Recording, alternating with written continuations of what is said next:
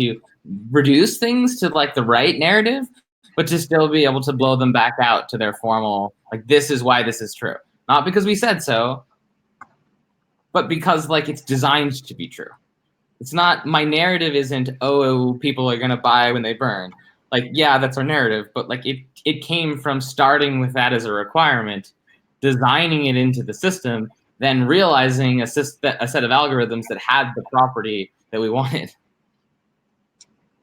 I remember hearing you say that at ETHSF, and I was like, I don't understand what is going on. And now I'm just like, this is pure genius. Let's do it. We already did it. It's designed. Like, yeah, it's happening. Like, literally, this, even though this is a really like basic test, I now have it written, the math in even Dappline's JavaScript app as the math that I designed with CAD. And it's showing that it can work. It's cool. Yeah, we're getting there. Okay, cool. So I'm gonna stop sharing and basically throw you the agenda. I just wanted to take a few minutes and deal with that since it seems solid. Okay, so we have a number of things on our agenda. So maybe we start with the easiest things so we can cross a few off. I feel like the computer-aided governance is so close. The interview, I think most of the content is there. The Trusted Seed article, I mean, the rough is in, but we can probably do a bit more work on that. Then I want to pick your brain about DevCon CAD workshop or other appropriate. How about this? Let's do one pass, walk me through the computer-aided governance, and we'll flag anything that we have any questions. And if there's no specific questions, we move straight on to the Aragon thing. Similarly, we'll walk through it, see if there's anything that needs to be changed. And if it's fine, we'll call it done. And then we'll move on to the reviewing the stuff for the Trusted Seed, and then end on the workshop thing. Cool. And if we have a bit of time, I would love to pick your brain just about the presentation.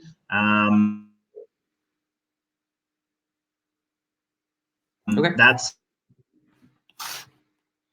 Yeah, the main thing holding me up for a presentation is that, I feel like I don't know exactly what to do. You're chopping up a bit. Is what, sorry? You just chopped up a bit, sorry. Yeah, you chopped up too. So the last thing that I thought maybe your inspiration would be helpful for, and I don't need you to go through the presentation with me or anything, but just to clear whatever blockers in my head and be able to finish that up, at least in rough for tonight for Max. Cool. Do I still have you? Yep, I've got you. Okay. Can you see my screen? Yes. Okay. I will drop a link to the computer-aided governance if you want to pull it up, or you're already in there actually, I think, or a bunch of people are in there. Wow. I guess you shared it with the BlockSci crew. I did. I circulated it with all the people who I had been having conversations about the concept, because as usual, my ideas don't stem fully from, they don't appear fully formed. They grow over like a long time from synthesizing conversations. And so as a general rule, if a particular thing came from 7 conversations over time and synthesizing them, I tend to try to put the late stage thing, just say, hey, is this consistent with what, sort of just like, hey, read this. Does this make sense? Because if it doesn't make sense to the people who I was, thinking and talking to, then I didn't do a good job capturing the concepts. Right. That said, is there anybody else we should link in this as far as idea generation or anything like that? So it's tough because there really wasn't much that I can attribute it to directly. So it's either sit down and make a long list of people, or it's either none or many. And both of those are fine. But there's work associated with figuring out the many. And it's not immediately clear that there's not like a line, right? Because it's not something that came up over, it really didn't happen in a day. It happened in like months. So I can attribute literally dozens of things, or just like the day we sat down and wrote it. Well, I mean, if we're not worried about anybody coming to you and being like, hey, that was a term that I created or something like that, then I think. No, I actually didn't even think of the term until I told you about it. I thought about it that morning and then just emailed you or like called you. Cool. Yeah. It didn't exist until we wrote this article like 3 days ago. Mhm. And I just started using it because I wanted to see if it would it was like a meme test, and it people were it like started memeing. I told 3 people about the term basically, and already people are tweeting this.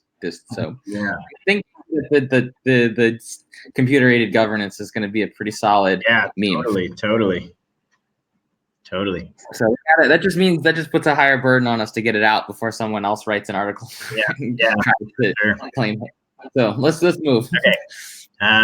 This I'd say this is ready to go. I'll drop it into Medium and do a bit of formatting, but I'd say Monday, Tuesday this week, it's ready to go. Cool. Yeah. So then, unless did you decide on the final example from Meadows? Yes, I did. I used government crackdown on imported drugs leads to a decreased local supply, leading to an increased price, leading to higher resources and incentive for criminals to import. Boss mode. That's also traditional governance in the sense that that's usually the government. Yeah. So I like it. Cool. Perfect. That works for me. Cool. Anything else? I can always read it offline and make any final comments, but I think it was real close anyway. So the other thing, I did include the first 2 citations. Like we had a citation here, but then I just thought I could add a sentence, read more about the unintended consequences we can face from various system archetypes, blah, blah, blah. And I just put the link right in. Anything that makes it easier to consume is fine. Yeah. And I did that for these ones as well. So I don't know if that, if you prefer citations, we can keep it that way. I generally try to link as much as possible in the flow of the article. Yeah. We do still have. I defer to you on what's got good UX. Okay. Just make sure that you might, if you do it that way, you might need to split those references into different links because they're not perfectly mapped. Like one of them is better than the other. If anything, feedback mechanisms is the one that matches the article. Yeah. And system dynamics, you should probably link the business dynamics textbook instead. Business dynamic textbook. Or Sturman textbook. I think I sent it to you. Let me just do that. I'll pull the link. Yeah, I'm looking at our WhatsApp here.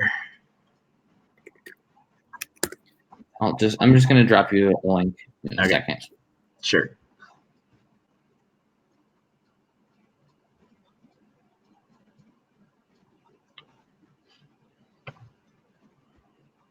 That one.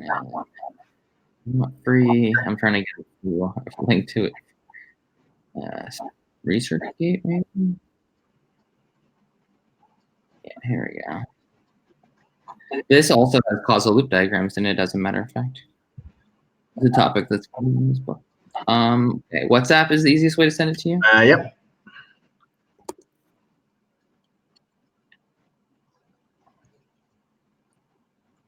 Okay. Cool. It's in. Okay. Right. So I did, I guess what I would like you to have a quick look at is my explanation of these diagrams. I think this one's pretty easy, the engineer and pilot loop. This one I wanted to run by you. A demonstration of the feedback loops between DAO ecosystem design and resulting evolution according to changing system needs as informed by analytics dashboard while meeting ecosystem and technical requirements. So this, I just wasn't sure. Maybe there's a clearer way that I can explain that. I would highlight this differently as thinking about it in terms of, just demonstration of feedback loop between DAO. It's less about the feedback loop between the DAO and it's more about systems change. So there's 2 scales of system change. There's 2 kinds of requirements. The technical requirements from like a software development perspective, and the other is the system requirements from an operations, from a market design, from a ecological perspective. So green and purple are saying like, look, you can't just build the tech. You have no idea what it's going to do, but you can't just design the sort of market and governance system because you have no idea if it's implementable. So you have to have both kinds of requirements. Mm-hmm. The system has to be designed in advance, in the sense that's design phase in blue, mm-hmm. and then you launch it, and then it's live and it's adaptive, but it also has life cycles, meaning that you might have to fully upgrade the code. You see what I mean? It's just that's a systems change model. So it's the minimalist system change plus understanding there are two types of requirements. Okay. In fact, probably easier you can edit. Actually, yeah, you make a new explanation and let's go over it again, because this is something that's actually really, really important, but we don't want to frame it we want to frame it very clearly in the sense of full life cycle, systems change, and adapt. Like, it's two scales of adaptivity. One is I design the thing, I understand it in terms of both its technical and its system requirements, and I CAD it, and I have a thing, right? And now I'm like, okay, I'm ready. I've tested it. I validated it. I'm ready to launch it. I launch it and exists in the real world. Yeah. That's what computer-aided governance is on the right side. Because now I'm feeding real data because it's a live net.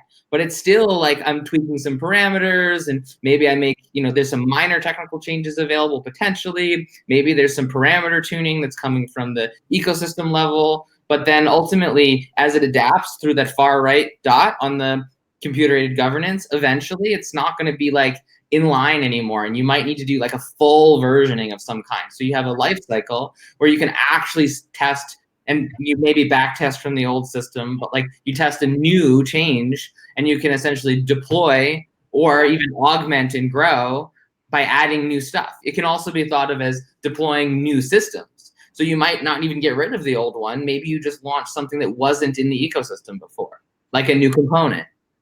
You see what I mean? Yep. So I think it's probably worth you taking a sort of full pass at digesting that and making this little like breakout long, clear. And It will be a sort of tag to the concept of systems change, systems innovation. And you should grab a link out to Complexity Labs, because they've got some, or I guess they're called Systems Innovation now. You should have you should be able to get a educational material block that you can link, which is specific to systems innovation. So like about systems innovation from systems innovation, where you talk about like sort of adaptivity and the kind of thing, this systems change. There should actually be a systems change thing inside of systems innovation. And that would be the thing you would want to link for that. Cool. Anything in particular from them? No, I'm saying that there's almost certainly a summary of the notion of systems change. So systems innovation is the name. And I'm saying like, okay, you're in their site and in their educational material, they have material specifically on the notion of systems change. Okay. I don't know. Do they use Medium? I guess I don't find the UX very good. The content is amazing. Yeah. But finding the right material from the right place is a little hard. I usually end up finding things because just tweet them or something. Right. But it is definitely the case that there's quality material on systems change. It's one of the things that he cares the most about. Cool. I will have a look around. Tag some. Yeah, and that's very much what's being done there. It's managing multi-scale systems change, but I wouldn't say multi-scale. I say that kind of shit too much already. Doesn't mean anything to most people. Yeah. Cool. But the segmentation here is the difference. We have to avoid conflating the system's sort of ecological and systemic and market design type of properties from its technical properties. They're just completely different things. Yeah. So you have requirements that come from both, and they constrain each other, but they are not at all the same kind of thing. So you have to meet both, which means you have to break them both out and understand how they relate. Cool. That's why I put the green and the purple. And so we are talking about the top one, and most people are talking about the bottom one. So the reason that we need to be able to do both on a diagram is to say, this one is talked about a lot. We're talking about this other one. You need both. Cool. And they are not unrelated. Like, they constrain each other. So then they say, because naturally someone would be like, no, it like lumps together. It doesn't lump together because they're interrelated in a way that's scale oriented.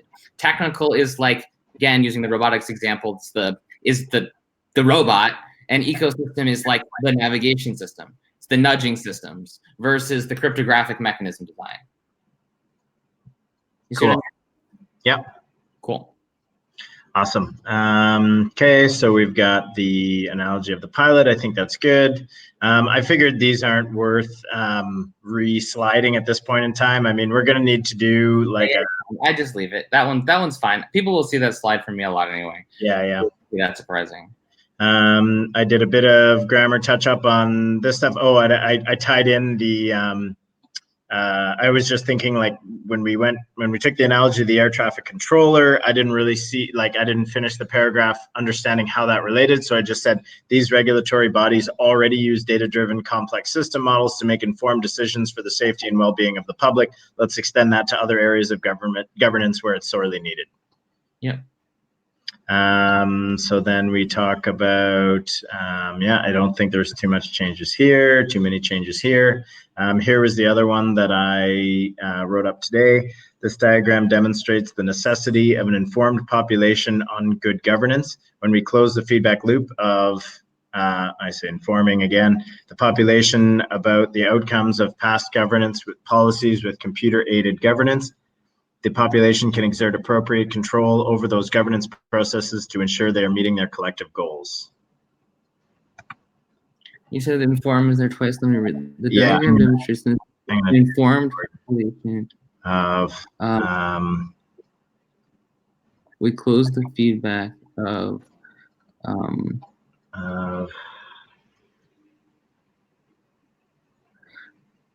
actually, I mean, you say close, not of, close the feedback of, it's not just updating, because that generally insinuates that statistics are fine. Statistics are not fine. That's the problem. Statistics are misleading, and they don't account for a lot of things, and then people have to interpret them themselves. You need to give them things that are lower dimensional, that are sort of pre-interpreted with the known dynamics, and the things that are left open are more about like case studies and stuff. So close the feedback loop for, I think it's close the feedback for informing, because I think they can't be informed unless something informs them.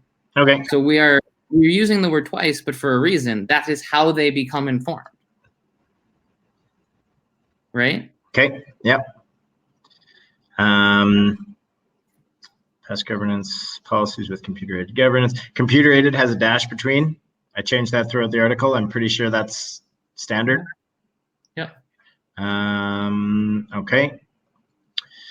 And then I don't think there were any other, there were a couple changes in the last paragraph just to make it flow smoother. With computer-aided governance tools that can capture the complexity of system dynamics and represent them in a human understandable analytics dashboard, users can experience higher agency in understanding the potential impacts of policy without expending as much attention as they would need to today.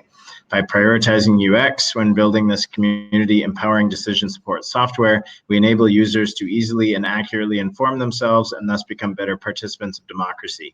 We foresee a future where this technology will make it harder for adversarial actors to mislead the populace through alternative tactics, a future where we won't have to fall prey to our preconceived biases and the tragedy of the commons.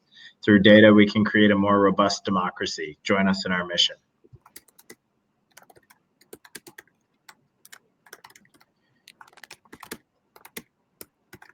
Yeah, that makes sense.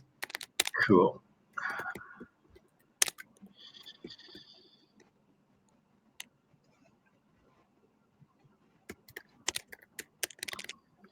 Cool, and I will add a call to action. I'm going to take out these 2 citations. And we have our remaining footnotes, 3 of them. That's all good. We're going to cut this. So I think that's it. I will drop that in Medium and do any necessary formatting, and this should be ready to go out this week. Okay, maybe I should take 2 minutes and try to rewrite this system or this image caption. Yeah.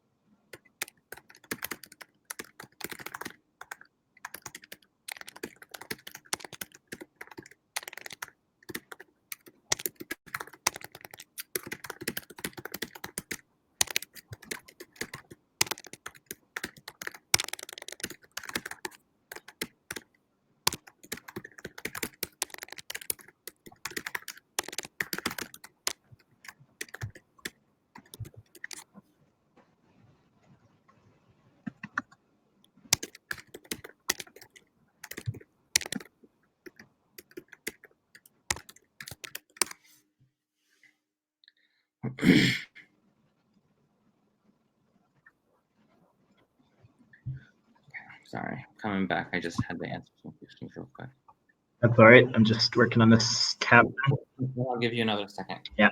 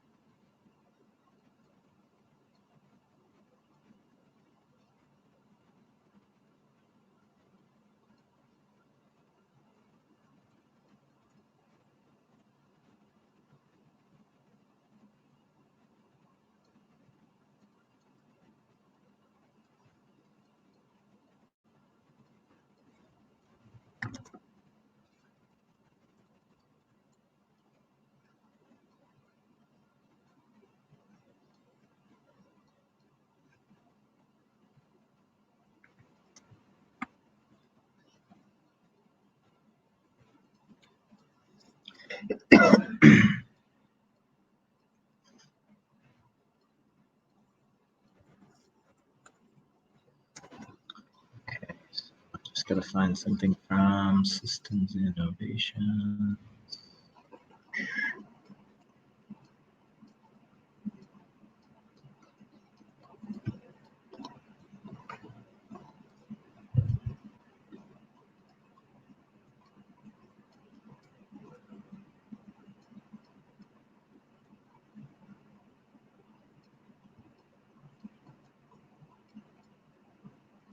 Oh, these guys are in Barcelona, aren't they?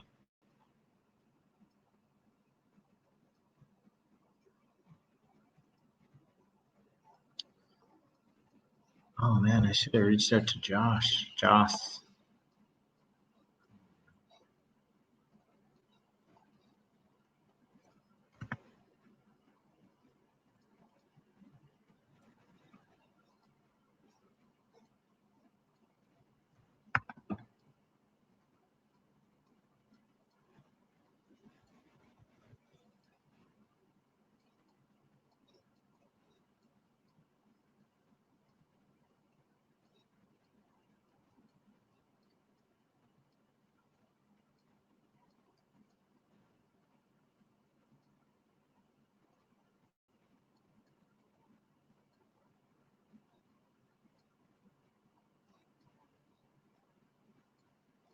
Oh, you couldn't hear a word I said, could you? I was muted.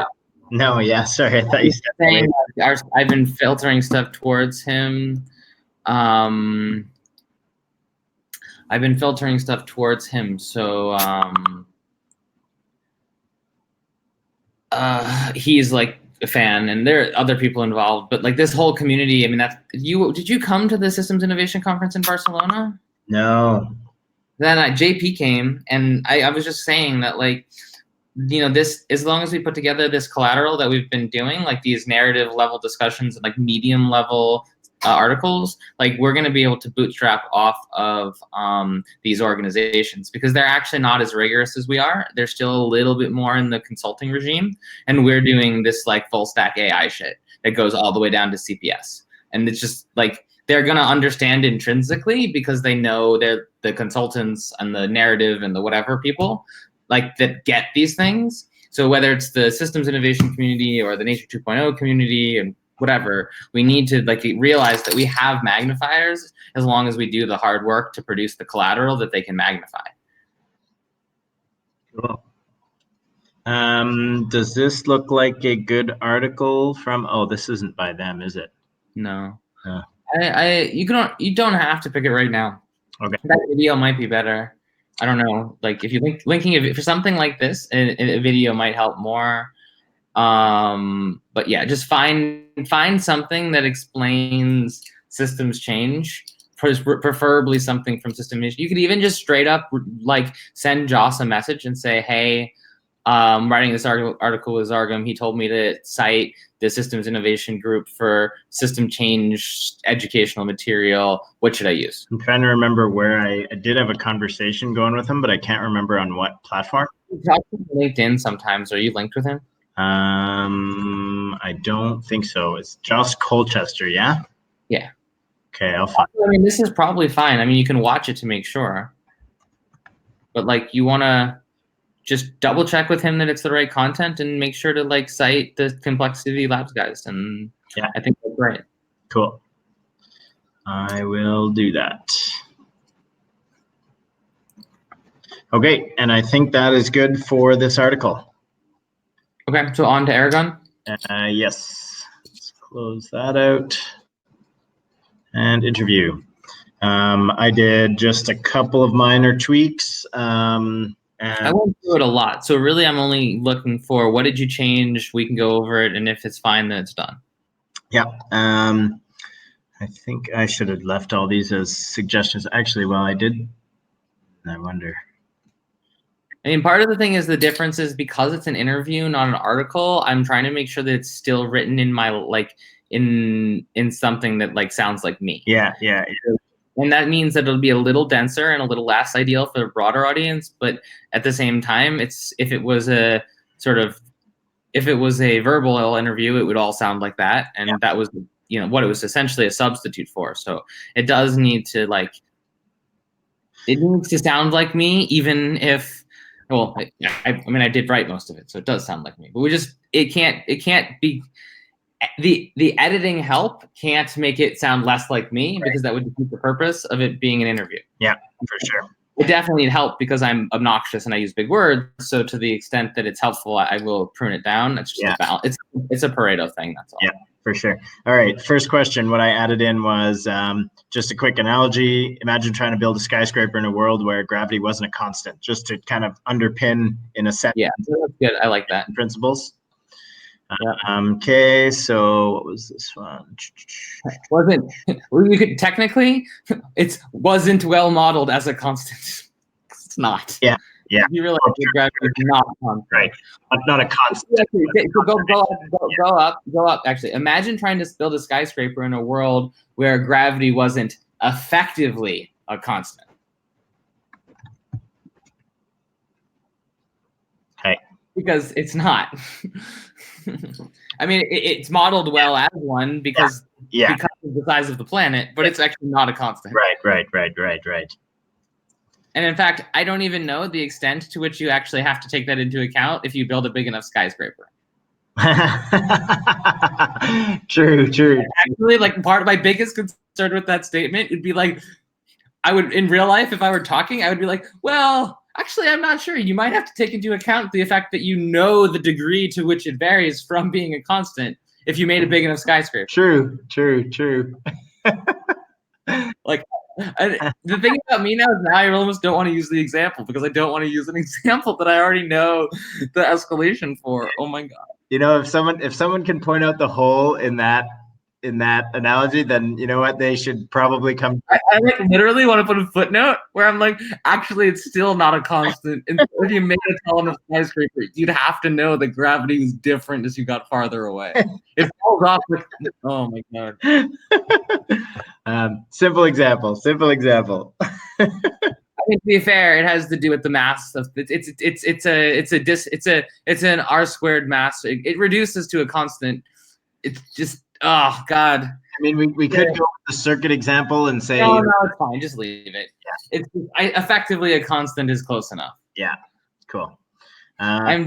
There's like I have in my head the big G gravity equation instead of the little G one, right? The big G one is with the gravitational constant for two masses at which distance, as opposed to a gravitational constant for a single mass where you just like get the constant because of all the stuff from the Earth.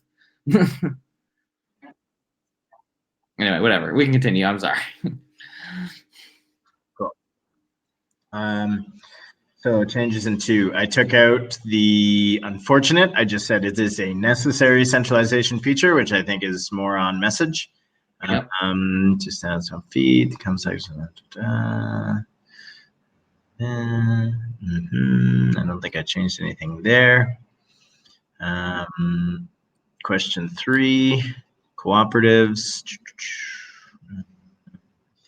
And most suggestion pretty much like, hey, cooperatives, like we're not making a competing cooperative. Are you fucking kidding me? Yeah. I felt a little bit like it was toned like, are you competing with these other cooperatives? And I just want to be like, oh my god, are you fucking kidding me? Like, no, like literally designed not to. The point is to make them more interoperable, more able to construct their own, to focus away from the tools themselves and on to the like sort of cooperative thing as the property that matters. Like the driving of utility is to make it easier to make cooperative things. So if you're competing, you'd be missing the whole freaking point. Anyway, it was a little weird of a question, to be honest with you, but we answered it. Yeah.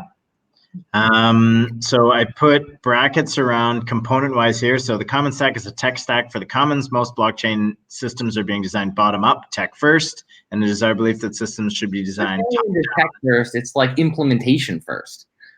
I mean, what did I write tech first, or did you write tech first? I think you must have written that. I'll leave it, because if it's tech first, humans, it's fine. No, it's fine. Technology first instead of humans first is fine. Okay, and then implemented component-wise. So I put brackets around component-wise just to make it that's fine. A little better. Bottom-up and integrated per the design, as is best practice for cyber-physical systems. Yeah, I mean, that's the V diagram that I use all the time. Yeah. One important intellectual. I think this is all yours. Yeah, love the integration of QV and Harburger taxes. Right. I'm trying to get away from the perception that it's competitive because it drives me fucking batshit when people interpret it that way because it defeats the whole point. Yeah. That's why I also included those components in that kind of like library diagram that I drew. Exactly. And actually, I think that you need to get the trusted seed into that diagram if you can. Yeah, good idea. I'll make a note of that. And it might just be like Actually, I got it. Okay, so hold on. Can you pull that diagram up real quick? I have an idea. Sorry to like crash your. Just making a note. Okay, where are we? Let's see here. I like so many sketches everywhere. Yeah, it's better when I don't have a million things all over it. It's fine. Okay, where are we? Hey now. Okay, so analytics tools. Now you somehow or another we need this idea of like design and initialization, even if it ends up having to be on like separated, because that's where CAD goes and trusted seed. Both CAD and trusted seed go in essentially design and like it's an initialization. It's like setup, right? Like or maybe I'm thinking about this in terms of like we have governance tools and mechanisms, funding tools and mechanisms, proposal tools and mechanisms, analytic tools, all that's great. But what we were just talking about as part of the stack is one, Griff wants more. Also, yeah, so Commons Analytics Dashboard is computer-aided governance, but I think that's fine.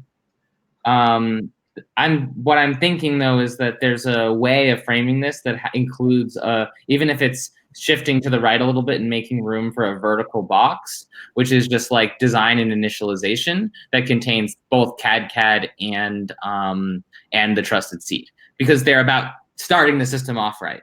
You see what I mean? Like tuning the parameters and like the bonding curve app even would qualify like with CAD, right? Like the point is here, like tweak your design. The technical element of that is CAD, but the human element of that is the trusted seed. So this is another diagram I drew trying to show like the layers that we are like explaining that most projects. It might be okay if this is a different slide than trying to edit that other one, but I don't think you can. It has to be a completely new slide, because I think it needs to be mapped to can you go up a little bit to the diagram that we were just talking about? Up one more. No. Basically up until I see the one that we put in the article that you were just writing about. But sorry, I'm not sure which diagram we're talking about. Just click up. I'll stop you. Up. Oh, that's not a deck. Sorry, I thought you were showing me stuff from a deck. My bad. No, these are just my random sketches. Gotcha, that's the problem. Okay, so the one with the systems change we were just talking about that you were just writing things for.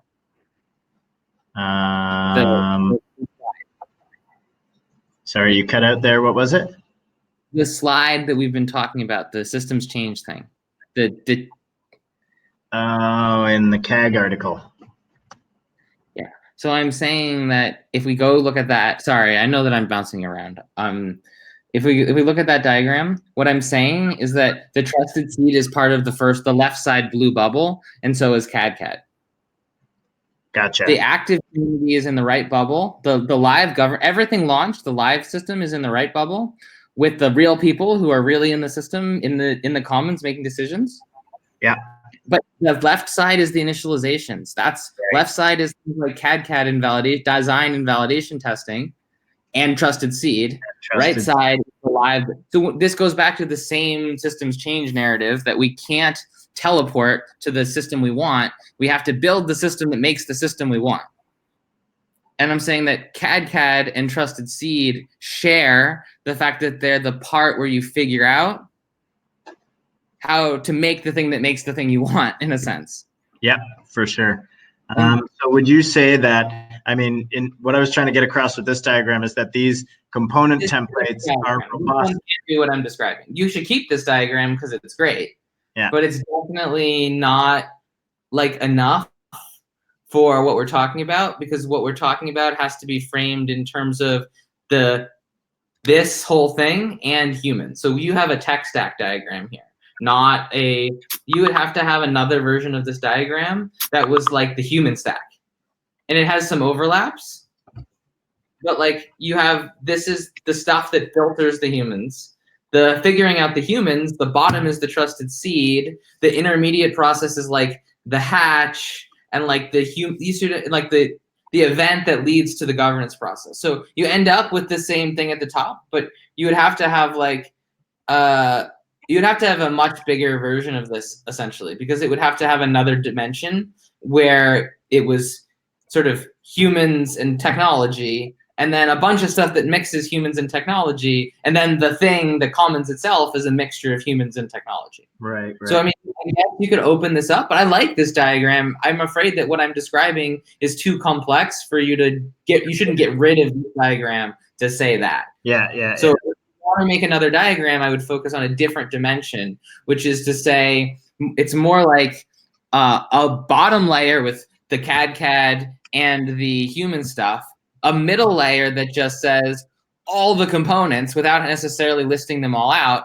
The top is like, a live system maintained by a community with CAG. So like you would actually go, the bottom is CAD next to Trusted Seed. The middle is just quote everything. Don't try to flesh it out. It's the common stack. And then the top is the commons itself being managed by computer-aided governance.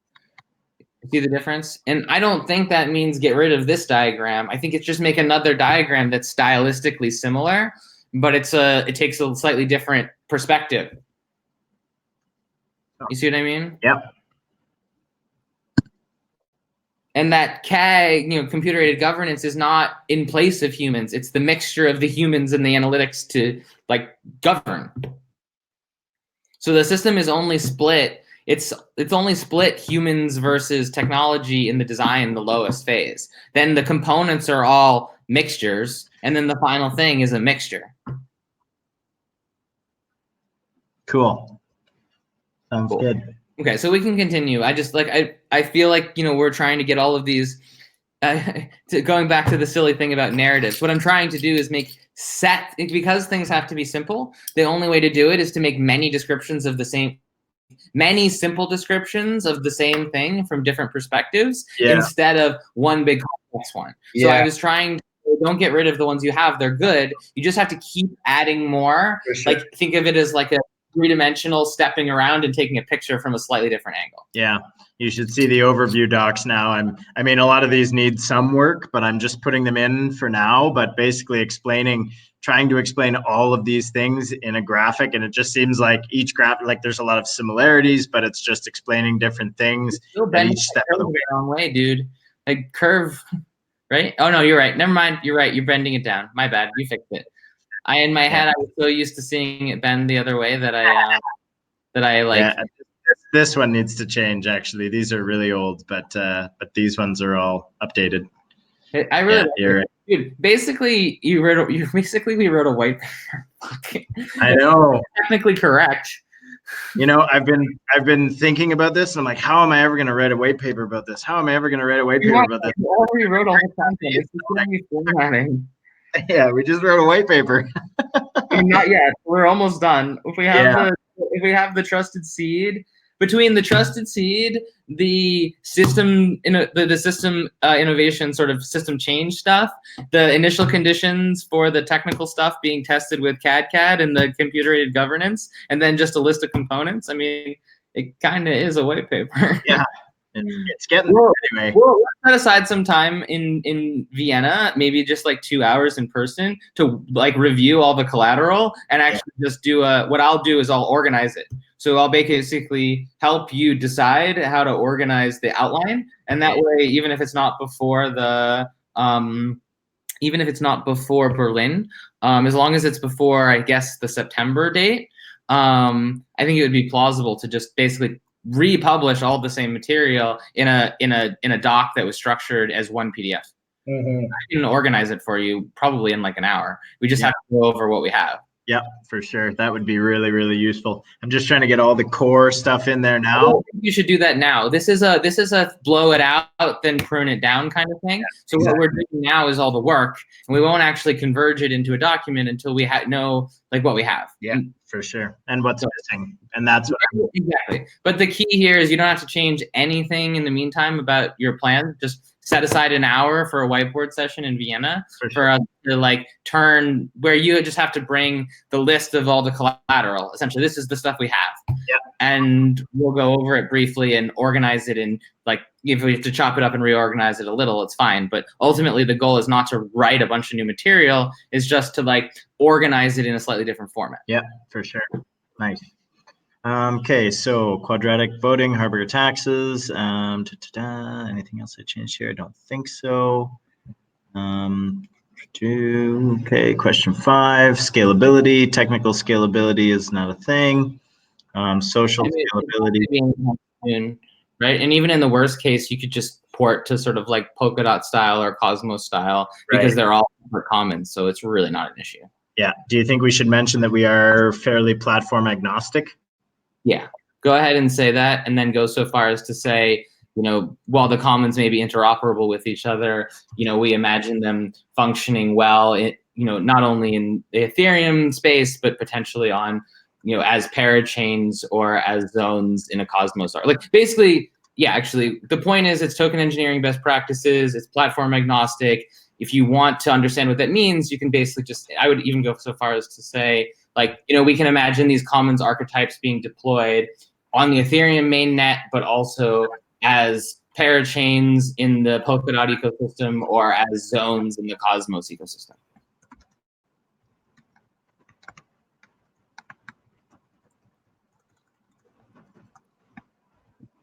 What's the terminology for Polkadot?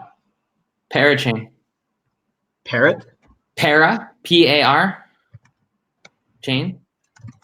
Polkadot ecosystem, just say ecosystem because it's a relay chain network. It's a little, yeah. And then the thing I would say is as planned, our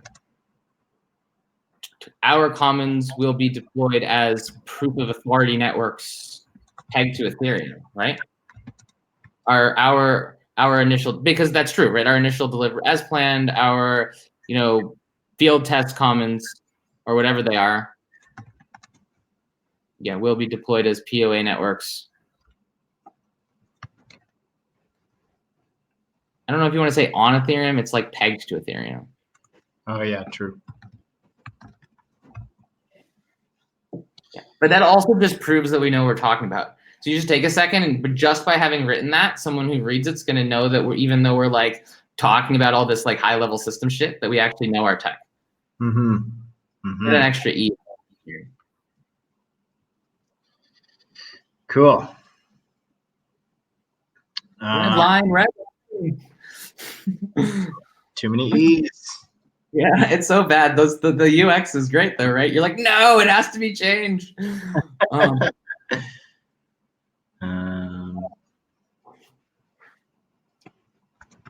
Just put for example, because it could be anywhere else. When we talk about scale. Yeah, the point is agnostic, and that's also why I said field test, right? Because we can field test these designs on POA networks and like still decide to do it somewhere else. Mm-hmm. Like, as far as I'm concerned, anything that can be compiled, the logics are mathematical, so they live in the enabled level economy, they're not protocol level economies, they're ecosystem level economies, which means that as long as they're smart contract programming language, then like literally we don't care. Obviously, we wouldn't want the underlying economy to crash, but safe to bet that we'll have some robust blockchain, low-level economies to continue to work on. Yeah, cool. Social scalability. They're friendly with the whole dot ecosystem, right? That's like a thing that happened. That whole discussion about buying dots, or was it atoms? Did they buy atoms or dots? Who is that? The Aragon, wasn't there like a thing with Aragon buying tokens in an ecosystem other than the pure Ethereum, and people were all like pissy about it? Oh, I don't know. Yeah, it's totally a thing. Anyway, point is, I think that Aragon is slightly more like interchain favorable than other Ethereum based ecosystems. I don't see why not. And to be honest with you, I find it absolutely absurd when people are Ethereum network maximalists because it's just sub optimization. Like it's like does not make sense to have a single world computer. Like even the notion when it came out, it's like that's a cool proof of concept. But by the way, if you don't do network of networks, like you're screwed. Yeah. Because like just ontologically you're screwed. As the world shifts into these networks, if they had to maintain global state that way, you'd be screwed. And then they're trying to do this stupid sharding thing, I mean, it's not stupid. It's important. But they're doing it as if it's the real way that you scale things. But if you realize that technically a network of networks model is just self-organizing sharding. Right. Like, think about it. Mm-hmm. Like, let that sink in. If you do Polkadot or you do Cosmos, they're different protocols for organizing. But they're different protocols for organizing. But if you think of the hubs and zones, the hubs as sort of interaction protocols in, you know, that make it so that you have high degree nodes and a network of networks. But like sharding is just a network of networks where the networks are partitioned by some algorithm that's trying to decide how to break them apart instead of letting the like system decide how to connect. Yeah, true. Coming at it from the other end. You're just like the whole idea of something, and who knows whether Polkadot or Cosmos or some other thing that we haven't thought of, or just POA chains all pegging to each other, completely open-ended, whether they want to, is the only thing that matters pairwise. It literally peer-to-peer POA would just be every chain is a POA network with its own rules, and then it could make up its own rules about whether it wanted to talk to someone else. Mm-hmm. Like, it's all open-ended. It's still being figured out. But from like a self-organizing systems perspective, it's a little bizarre that people are pushing for Ethereum's like Ethereum sort of scalability challenges, when instead we could be working on systems that were like just better at having emergent sort of interchain dynamics. Sorry, I lost a chunk of that. I said it. Can you hear me still? Yeah, I can hear you now. I was saying that it's a little bizarre to me how much time and money and how many smart people's like attention is going into things that are like fundamentally like structurally less robust ways of approaching like blockchain scalability. Like, it's awesome that people have done things like Polkadot and Cosmos, and there's more coming, and the POA is great, but like ultimately the sort of I think the maximalism for Ethereum comes from financial incentives, because people want their Ethereum to go up in value, not because it's actually like makes sense to double down on having one world computer. Dun, dun, dun. You know what I mean? Like, I wouldn't have like, I know that I'm not the person who came up with the idea, so I'm not going to blame anybody, but like, if you had taken the time to all the way think through decentralized computing and decentralized optimization, you would have probably done a test net with a plan to switch to a chain of chains architecture almost immediately, because people with like deeper sort of peer-to-peer systems, like cyber physical systems, like network systems, like basically always do that.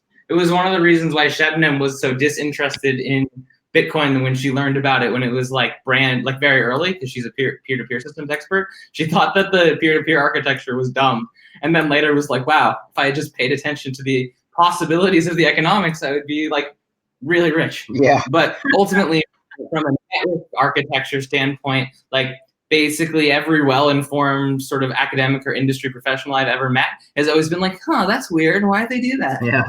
You know what I mean?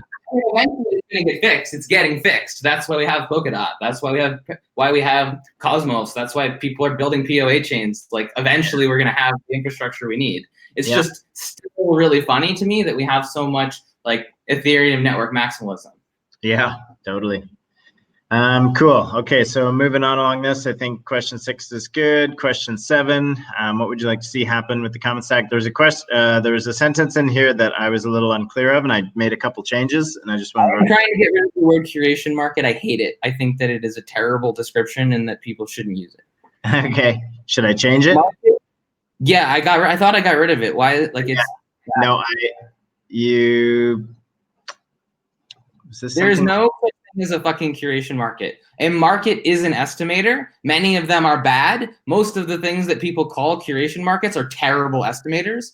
So the issue here is with terminology is you're putting a term on another term that's modifying it in a way that makes it like essentially redundant, and also is describing it as doing something that is essentially false by definition, because people who are making curation markets don't know enough estimation theory to make their markets good at curating. Cool. Do you see what I mean? Yeah. So like, I want to avoid it, because I don't even want to like try to unpack all the problems with curation markets right now. Cool. Markets are good things. Market design is a great thing to talk about. Curation is a thing that happens when an effective market does a good job estimating something. But don't put the word curation and market together because it combines to mean something stupid. Okay, cool. Good to know. Sorry, but that's just good future practice because you want to associating with curation markets explicitly, at least until we get to the point where the people who are working on curation markets and calling their work curation markets know how to make a market that's a good enough estimator to curate something. Cool. All right, excellent. So how should I phrase this instead? Can I open it? Because I thought that I had rewritten this one already, and it seems like I thought so too. Maybe I put that in again this morning. No, I know I wrote that in there. I have more than one version, do we? That would be really bad. Let me see if I can find it. So this whole there's a couple of questions I had in here around. Okay. What project vision you see?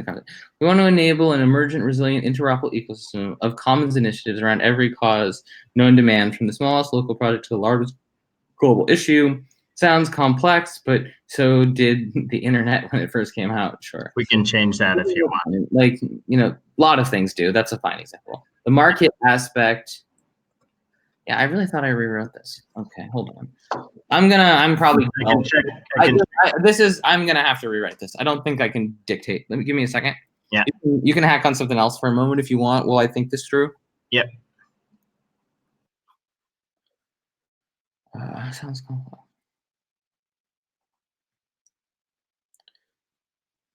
So, I'm not in the editable. Am I not editing? Okay, I'm editing. Okay. So,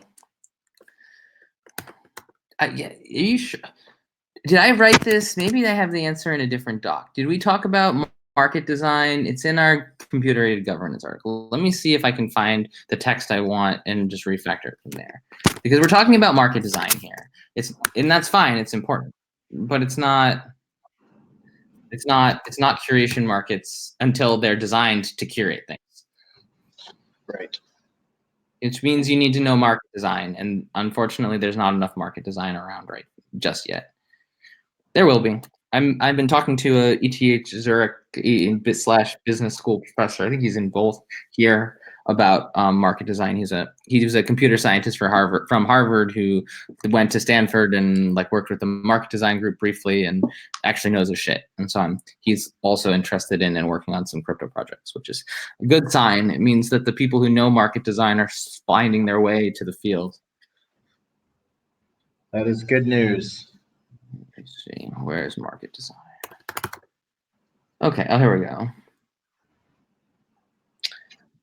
The economic big data is much easier to parse. Black market, even despite the role learning large-scale economies are managed according to principles, what's called a field called market design. Yeah, so this block of text. This here, I know I don't want to copy it necessarily word for word, but I'm going to share my screen for a second.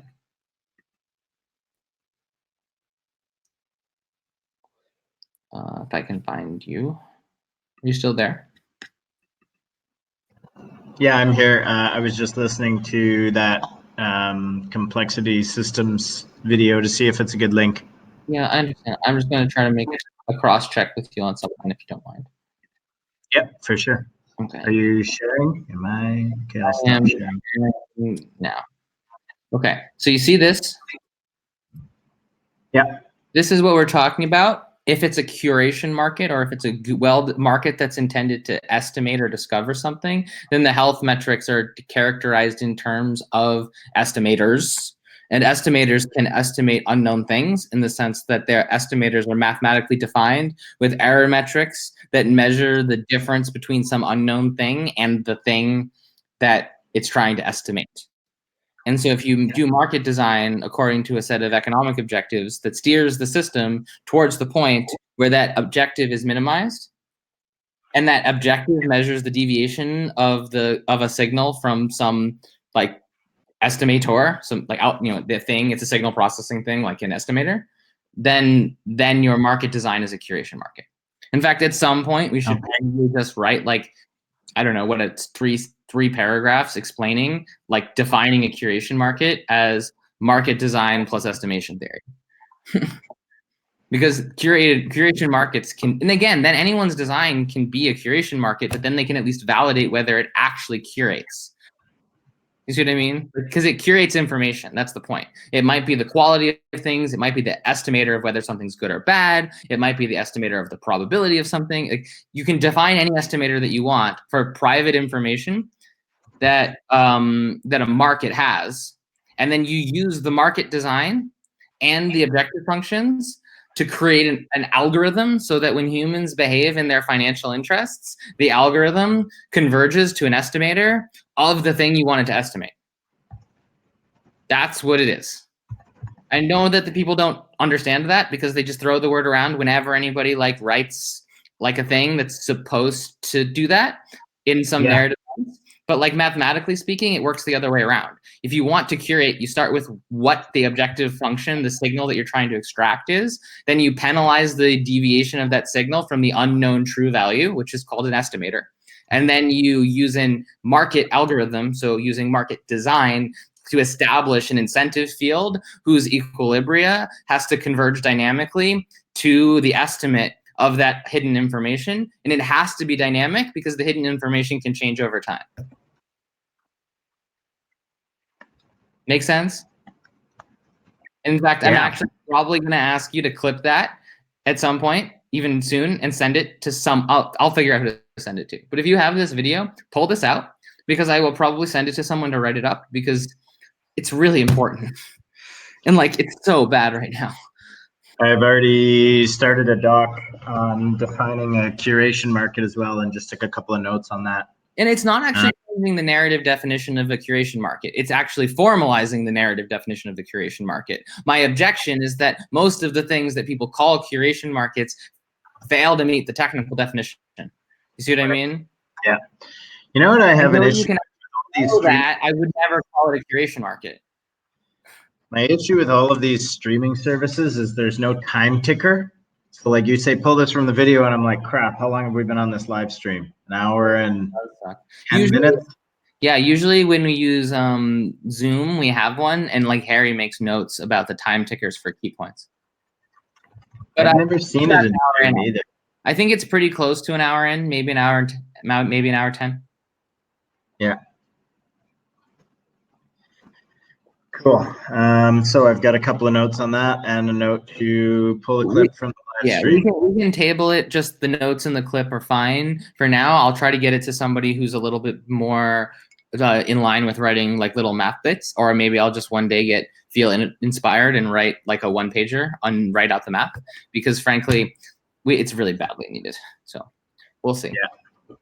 It's just time to formalize things for people, because I don't need to formalize them for myself, because I just do it. When I'm trying to share it, the third or fourth or fifth time I explain it, I'm like, fuck, I should really just spend a day and like write it out, edit it a few times, put it in a one-pager, and be like, here's the definition of a curation market. Narrative definition matches. Technical definition. The narrative definition holds if the technical definition holds. Yay! Yeah, I like it. We need to do the same thing for TCRs and basically everything else out there. Token curated registries would be special cases of curation markets. So then token curated registries have specific kinds of estimators, which are, do I belong on this list? Which is a binary, I've said this before, it's essentially a binary classifier. So it's a very specific estimator. Do I belong on this list? But in general, for any dynamic signal that's hidden that you can write an estimator, then you can write a market for it if you know how to do market design and you know how to do estimation. Yeah, cool. Awesome. Okay, so back to this paragraph. Did you want me to pull what you have highlighted from the? So basically what I'm saying is I want the answer to the question that we were just looking at to be what we're talking about now, not the full length of it. I just want to make, I was perturbed because we were saying stuff that I don't think is true. I want to make sure that, you know, what we're actually saying in this section. So we want to keep the Rawls veil of ignorance. We don't want to say markets unless we're saying what I just explained to you. Maybe it's a good exercise to have you try to write one sentence or two sentences explaining that without like going into Zargum language, so that we just have the whatever a good narrative definition of a curation market, instead of, you know, for me it's much more natural to write out the equations than it is to explain it, since I've rambled about it now for 15 minutes. But that's actually what we're talking about here, because then once you have that, the system sort of dynamically estimates those things, right? Like that's the point. Participate with their own multidimensional needs. That's great. So actually, it's really just that one blurb. I think we're fine. I'm gonna throw this in here. And so basically what I'm saying is make sure that this is what I'm gonna have. This needs, quote, narrative equivalence to my curation markets rant. Doesn't have to be long. It can be 2 sentences or whatever, but I'm basically asking for this. Okay. Which, again, 1 sentence is fine even. This is pretty close now. Yeah, actually, maybe tweak it now. Like, think about the rant and maybe revisit that, but it's pretty close now. Okay, cool. Next sentence. We are conscious of the fact. So there was a couple of grammatical things that I just wanted to make sure. Algorithmic coordination. Let's get rid of not also. Inherently involves nudging. And it was just nudging towards, so yeah, I wasn't sure. And adapting assessments of that. Whoa, yeah, this is weird. It's like the sentence got broken. Yeah. Let's just break this out, because these are 2 completely separate thoughts. We are conscious of the fact that algorithmic coordination inherently involves nudging of the human participants towards some encoding of a collective goal.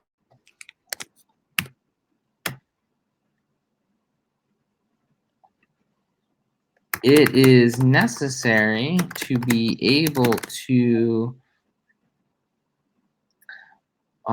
assess and even adapt the collective goal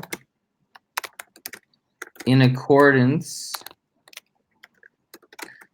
to assess, and even in, let's say, in some cases, to adapt the collective goal. Our approach to assessing the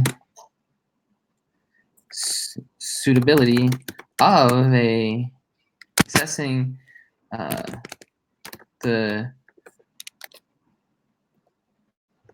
trade-offs inherent, assessing these goals is, God damn it, I want to explain more, but I really can't. Ignorance. Oh, is that better? Yeah. Is there a period there after that? Yeah. Oh, that's a double period. Oh, sorry, I couldn't see your. Yeah, there we go. Yep, nudging of the human participant towards some encoding of a collective goal is necessary to be able to assess and even adapt the collective goal or approach in assessing these goals inspired by Rawls' veil of ignorance. Yep, that sounds good. Oh, I added this part, a Darwinian market evolution towards what most humans find truly valuable. Don't just I really I don't unfortunately people interpret these are more things like there's a really formal way to express this stuff in terms of meta biology and sort of like math stuff, and I don't want to say things that don't match. And unfortunately, even though technically I agree with those statements in narrative form, other people's interpretations of those things are different from mine, and so I don't want to make the things that happen in their brain, even though I like it's a failure of narrative equivalence, because the model in my brain and that narrative and what that narrative means to other people don't match, even though I would like it to. It doesn't. Do you see what I mean? Right. Yeah, for sure. Do you mean the best human participants or the most human participants? I actually meant best, but it's not fair, attracting the most suitable human participants, because there's not an a priori intrinsic value of more or anything. It's like, what do they need and how aligned is it with the commons? You see what I mean? It's about some commons might be better with a small group. Some commons might be better with more people. Some commons might be better with people whose value systems align with them. I mean, in general, it's going to be the people's value systems align with the commons value system. That brings you back to the veil of ignorance thing, right? If the people who participate in the commons and that commons inherent value system, if that distance is minimized, then that commons is effective. But you want people to self-sort. Almost think of it like voting with your feet in the United States. So the US has got lots of problems, but it's got, or even in Europe, we'll say Europe. So in Europe, you've got the EU, and say you're an EU citizen and you have some degree of freedom to move. You can move into subsystems whose value systems are closer to yours by moving. And the overall diversity has to be high in the sense that you have lots of choices, but then the local systems can be like more value system aligned. So you have you don't have a globally correct value system, but you have a locally consistent value system. Yep. And as long as people can change freely between value systems, then it's actually a pretty healthy system. Cool. And as long as there's a limited degree to which those value systems, obviously, you don't want people going to war with each other. So there is still a notion of the overall variance, but you can have like modest diversity and still have this sort of local, you can have local systems that are well defined and then medium systems, and it's almost like fractals. The bigger the system gets, the more heterogeneity you can have. Right. But the more that in, it fractals down to increasingly homogeneous things. Right. Yeah, cool. Nice. Okay, next question. Augmented bonding curves and how they change how we design autonomous systems. I don't think too much was changed in here. So wall. Yeah, they also asked this question twice, so I kind of I answered it twice, a little differently. Yeah. Oh, there's something I added at the end here. I think there was a question around how something was phrased, and I altered it a little bit and just want to check. If you cease to want to participate, there is a reasonable chance it is a good time for you to exit and claim your collateral reserve on the bonding curve. I don't remember what it said before that, but I think it was something similar to that. Like if this is rage quit, if you no longer want to participate, it's not really rage quit like in Moloch, but it's like, if you no longer wish to participate, meaning you don't need tokens anymore. Like, I'm trying to align the idea that if you don't want to participate, you should probably sell your tokens. If you participate in decisions,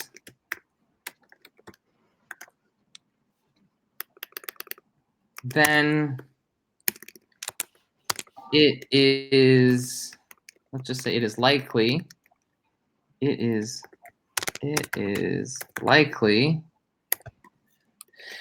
a good time for you to exit. And this is a bit like a smooth, impermanent version of a rage quit. Yes. In Moloch. How's that? Nice. Smooth. I like it. And impermanent, because you can buy back in, but if you buy back in, it's at a net loss. So note that if you exit and immediately buy back in, it is a net loss due to the, what did we call the exit thing? Exit tribute. What? Exit tribute. Exit tribute.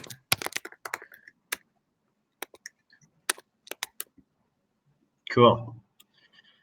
I think that's actually a really good tie-in. Yeah, totally. Yeah, I like it. Okay, I'm just gonna capitalize that because that's what we're doing. Engineering approach rather than go to market. What are your thoughts on CAD? Okay, so I don't think I changed too much here. You were talking about your background. Oh, there's one change I made. I worked on plenty of network dynamic game designs over the course of my PhD work, but the coding was so bespoke. I didn't know if you meant always or the coding was so bespoke. You know what bespoke means? Yeah. Okay. So the code, I always bespoke. Yeah, I mean, it was always bespoke, but the simulation development work was always bespoke. Let's just say always domain. Yeah, it was always time intensive. Yeah, it was always intensive, and the algorithm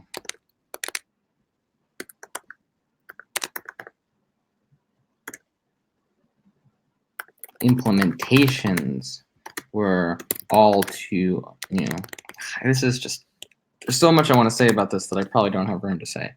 It's a common problem, isn't it? Always time intensive. Yeah, so let's just say, I want to keep this simple. There's a lot to say about this. Yeah. It has to do with like pretty deep domain specific models, abstraction hierarchies, and universality. And there's a lot of cool stuff that kind of pins out of that, but it doesn't really belong here.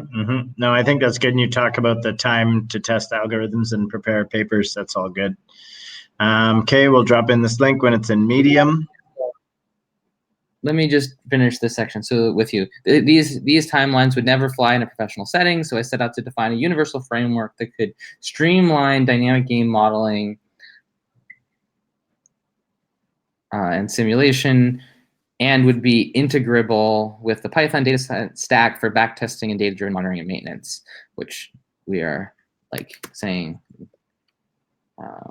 Yeah, I guess we talked about it down there. I'm very happy and excited to be releasing CAD to open source as the first deliverable of the Common Stack roadmap. I should say the Common Stack. Do we need the word roadmap really? Because it's the first, not the deliverable of the roadmap. It's the deliverable of the project. Yep. It will ship as soon as we close our first Common Stacks fundraising tranche. Future work on CAD includes scalability and performance improvements, as well as streamlining the integration points with external data sources. How's that? Makes perfect sense, right? What? No, I wouldn't put that there yet because that's a non-technical and it kind of breaks the term. I'm talking about the future work on CAD, not future work. I mean, we're gonna do a ton of education stuff. But I kind of view that as it's a completely different kind of work. So it's in our roadmap. It needs to be like, here's all the education, because we're doing that too. But I'm trying to we're talking to a technical community. I'm trying to talk about the technical work. Okay, sounds good. With the CAD digital twin, proper data integrations one can use best practices in predictive analytics through adaptive maintenance. We've decided to call this computer-aided governance. Check out our article when it's available. Cool. Question 10, global monetary system by tech giants. I don't think I changed anything here. That looks awesome. Gave me a chance to basically call them out, not for saying they're doing anything wrong, but just simply they can't do that without a public mandate. Yeah. In other words, if you're gonna do it, follow a public mandate. If you're instead following fiduciary duty, fuck you.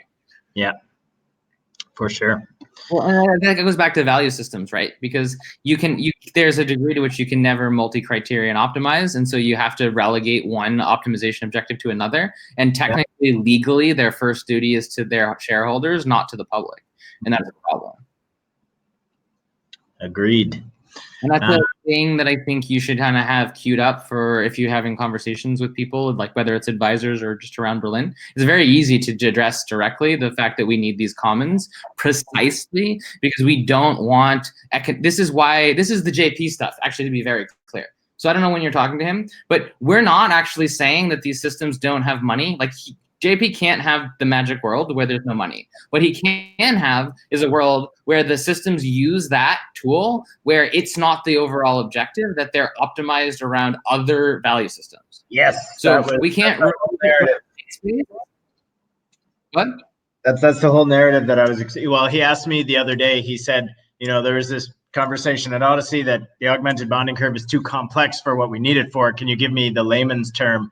And the layman's terms of why it's important. And I mean, I took a little bit of liberty with how it was explained, but I said, basically, we can bond other forms of value into these communities using an augmented bonding curve. And I mean, it's not directly bonded.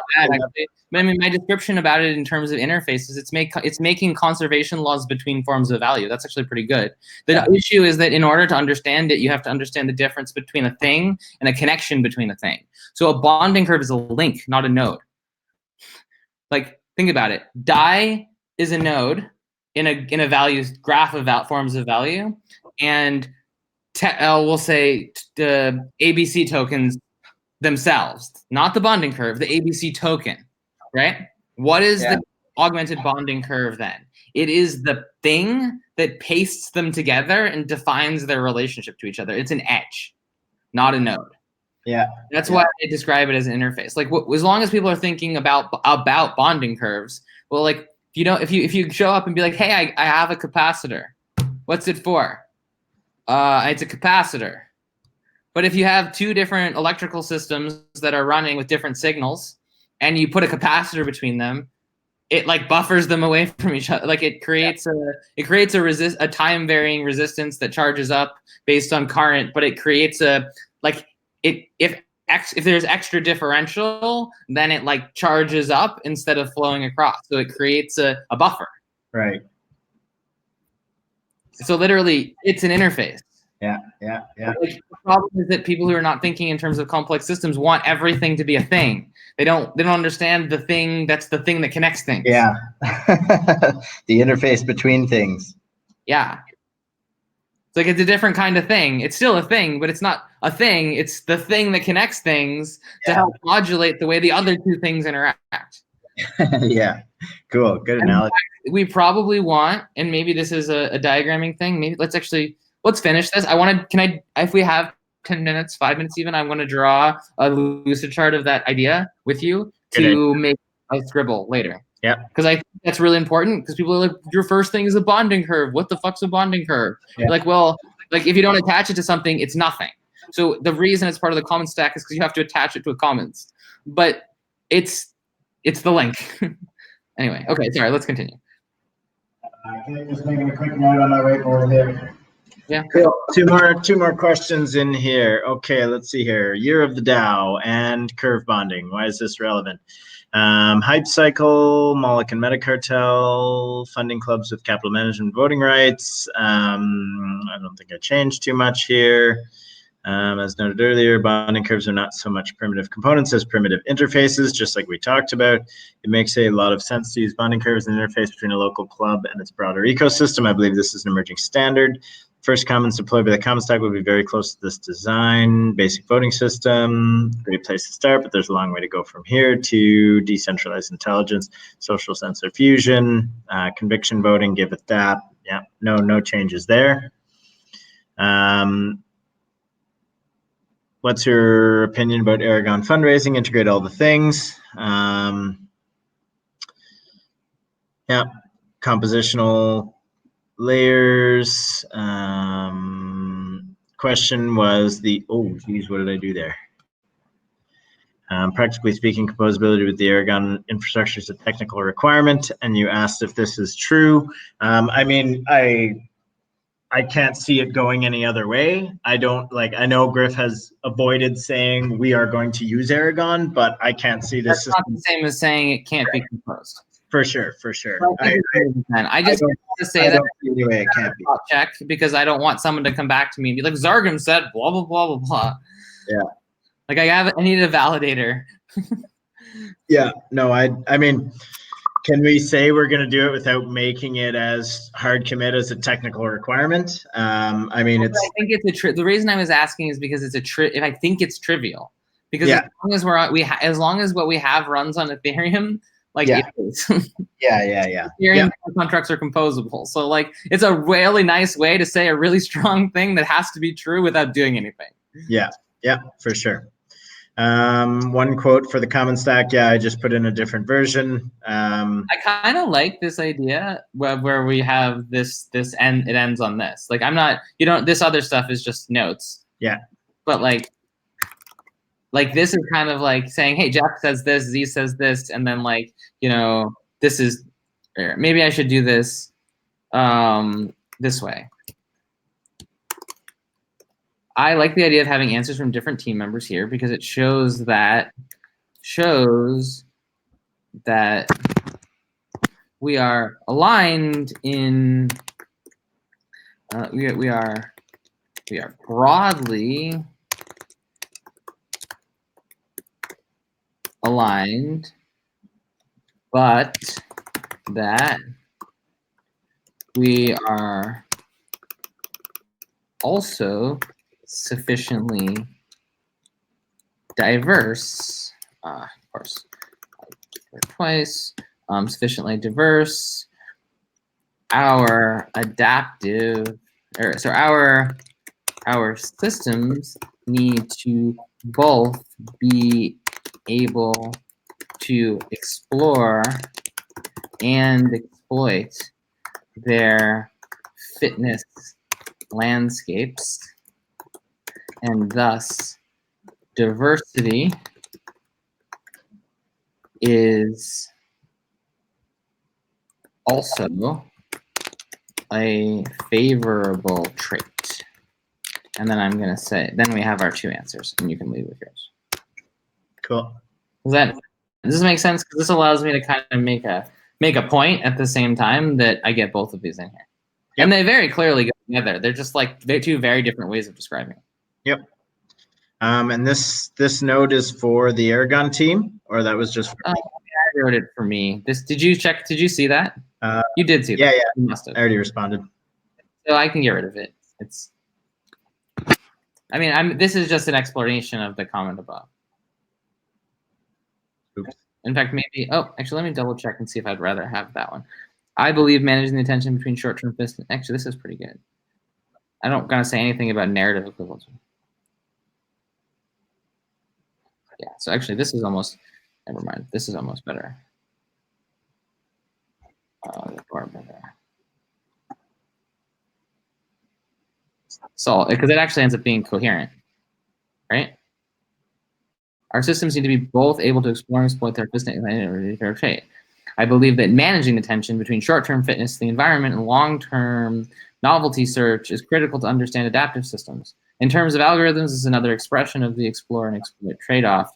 A living system needs to be capable of both. Yep.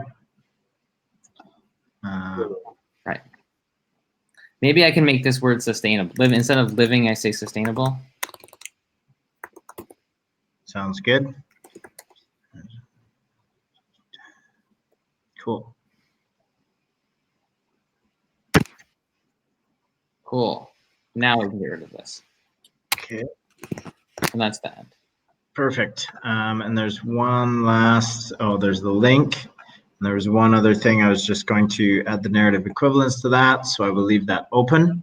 But that's the interview. Oh, I deleted the narrative equivalence. But did you put it somewhere else?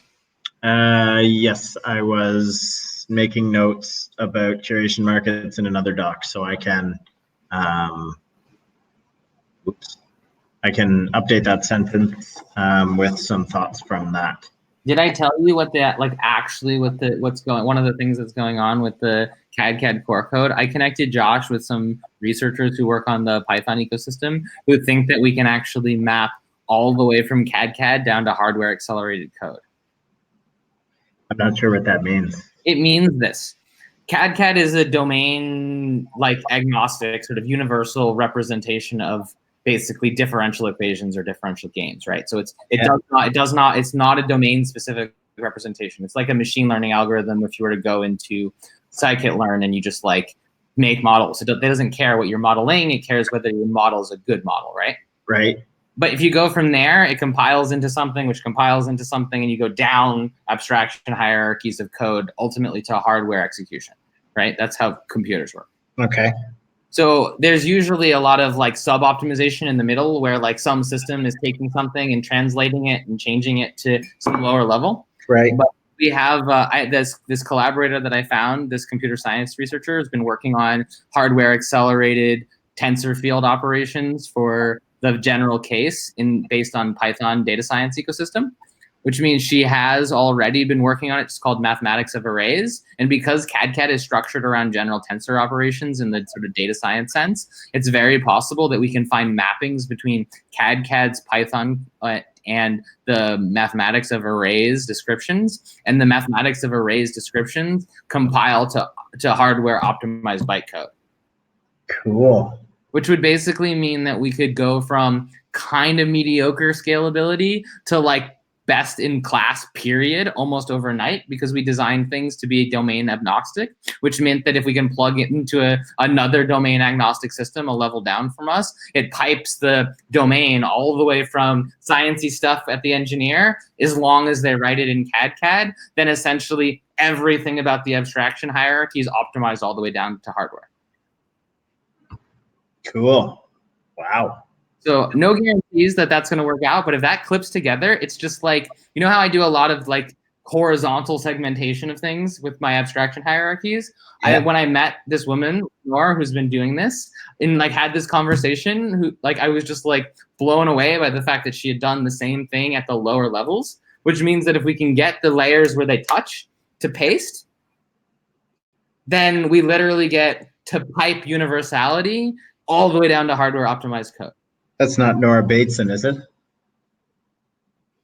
No, it's Lenore Mullins, and she worked with a couple people, or whatever. I'm not going on a tangent, but so I've got her hooked up with Josh, and they're working some stuff out. She was a professor for a while. She's like doing independent research now that's funded through a couple different open source ecosystems, but they have implementations of this mathematics of arrays, and it's more about like lining up the POCs. And if we can get the parts to plug together, we would basically be able to do, I mean, I don't know what the roadmap would end up being if we get the POC, but like it would just be like incredible to have basically hardware accelerated digital twins, but like all like without having to make them domain specific. So like everything. Cool. I've been trying to figure like that. I mean, obviously that's just like low level tech research, which Josh is doing. But I mean, for me, it would be like a slam dunk from a, you know, with us this going open source. I guess that's one of the things I was saying to you the other day. I'm anxious about getting it to be open source because I don't want to be blocking stuff like this. Cool. Yeah. No, let's move forward. So if you're talking to anyone particularly technical and you're like trying to be like, hey, you really want this to be open source? Like, you know, Zargham's like working with some researchers who like want him to open source it real bad on like all the way down to hardware acceleration. And that might take a little time to come through, but like if you don't like get it out there, he's not going to be able to like whatever. Cool. All right. Can I take 5-10 minutes? I'm gonna consolidate what needs to happen on this interview piece and close it out. And then not done. I thought we did everything. There's one last note about narrative equivalence to your curation markets rant. Okay. Yeah. So if I can just have 5 minutes to finish that, and I'll close this and close a couple of these tabs, and then we can move forward. You know what I'm gonna do? I'm gonna close everything. Yeah. And then come back in a few minutes and let you do. So I'll let you do your thing, and I'll try to clean up my workspace. Cool. And after you do that, you wanted to draw the augmented bonding curve as an interface similar to a capacitor. Oh yeah, maybe I'll work on. Never mind. I'm gonna work on that while you do your thing. Can't like restart my computer. I'm busy. Yeah.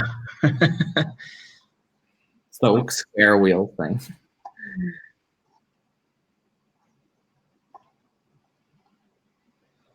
If you want to share your screen, I'd be happy to watch you do that as I. Sure. Let me This a little bit. comments then. Okay, let's just do another page and let's do. Yeah, so it's not necessarily capacitor makes sense. We'll see how it works out, but as an interface, I'm gonna call a. We're not. This isn't, to be clear, this isn't even just. I'm just bonding curves. Augmented bonding curve is a specialized interface that has that one-way property. The general bonding curve is just the interface without the extra thing. Right.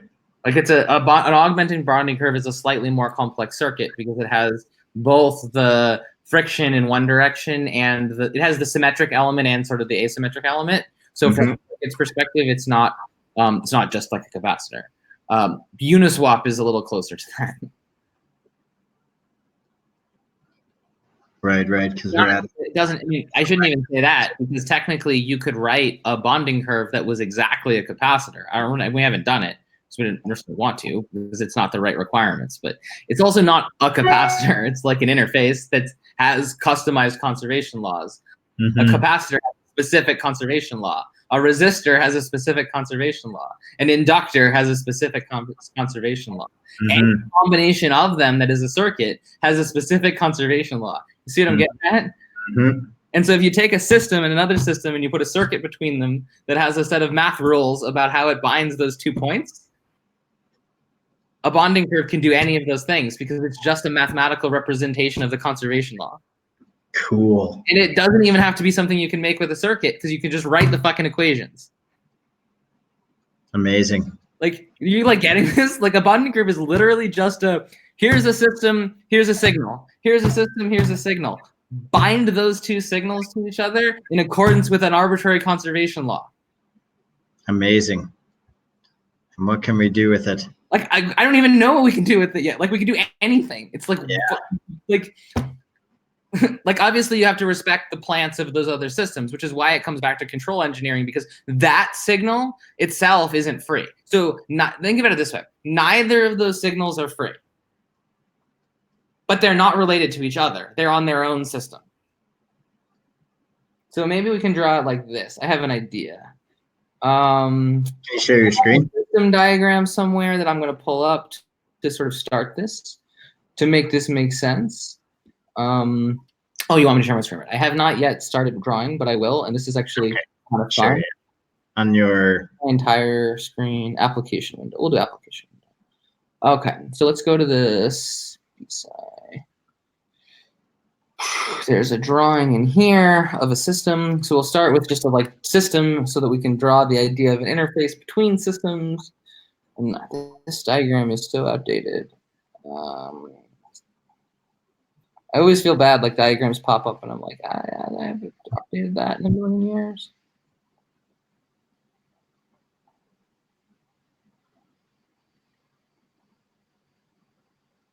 There we go. This is what we need to start.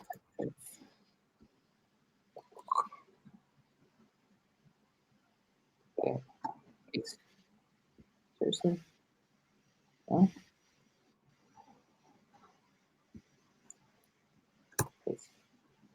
Cool. Okay. So now we have this sort of story of we got our system. And this system has its own dynamics. Now we're going to imagine another system. And this is going to be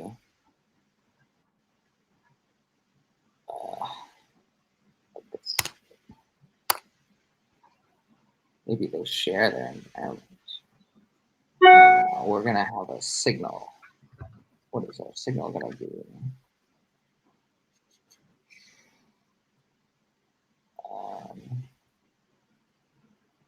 Let's just call this signal.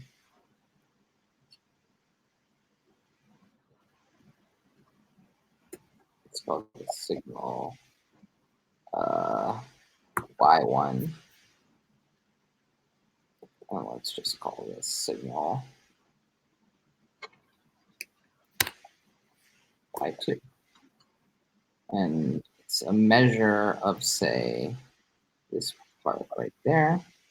And so let's just imagine, let's go this way actually. And maybe this is this. Let's call this colored, make this purple, make this purple, we'll make this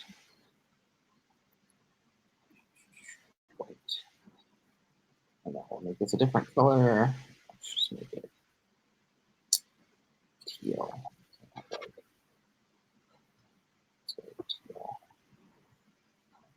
I'm just gonna run up to the washroom quickly while you're doing this, and I will check on the progress. And now we say this. But now, sort of, we're gonna say system 1 dynamics. Dynamics are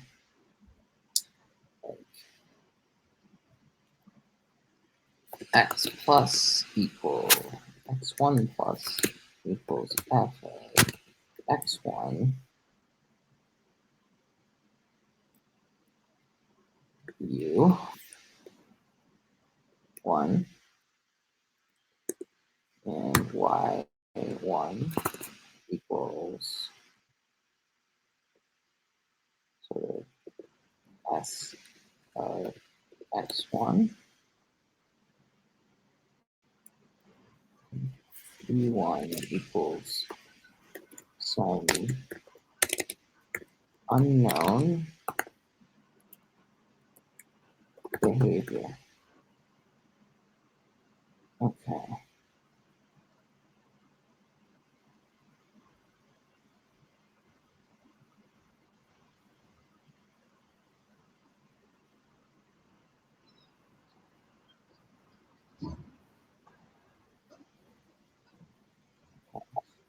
Over here. Okay, I'm back. We're getting there. System 2.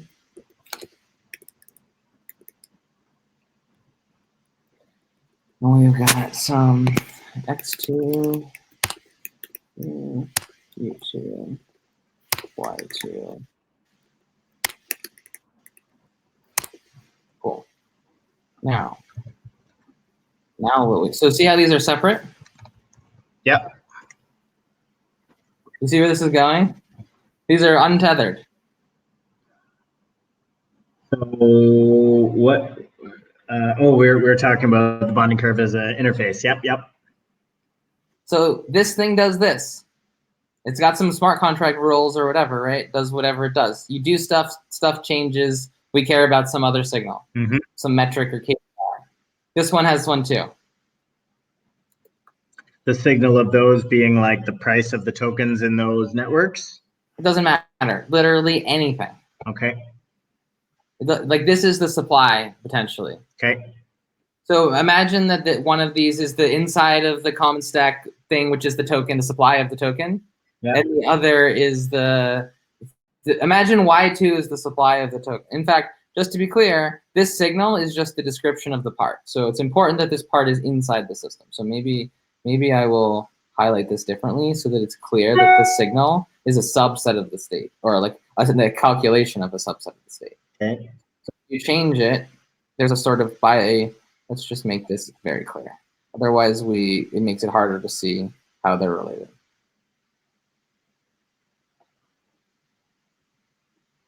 This is the part of interest. In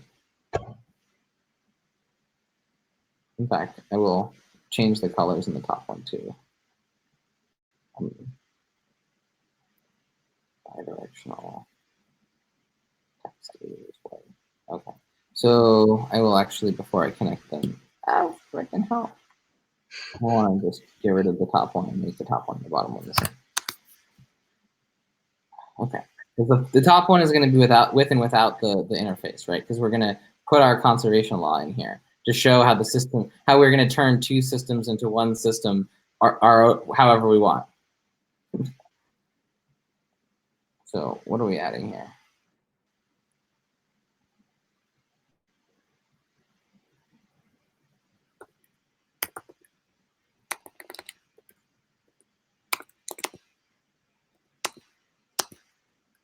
Embed conservation law via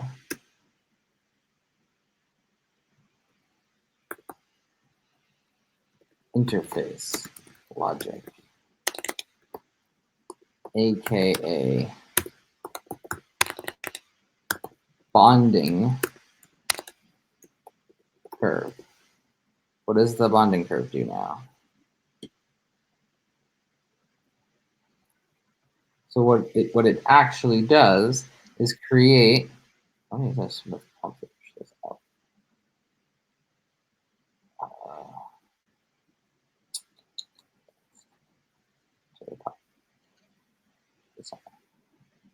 So what am I actually doing? Let's do this. Range from the front. Range from the front. So we're essentially going to say this.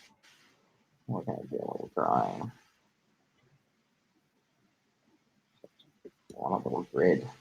Arrows aren't going to be very friendly to me, I don't think. I want it like an axis. Use this.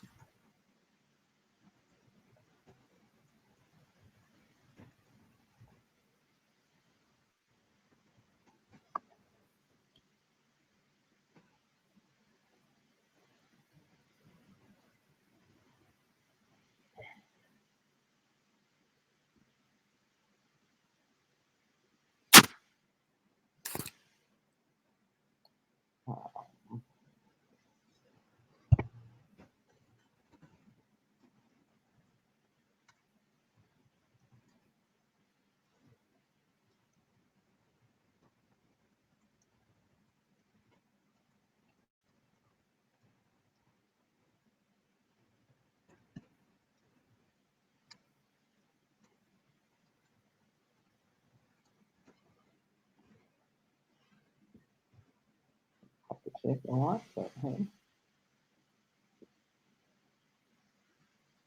Wow.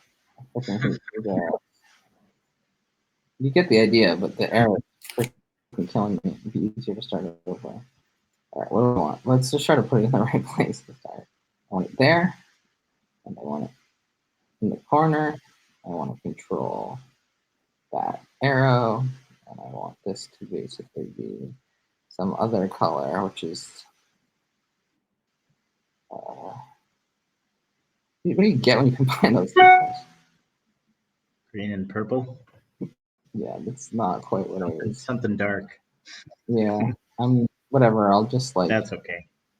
Yeah, it's clear that it's that, and so I can change this thing. Yeah. Basically, the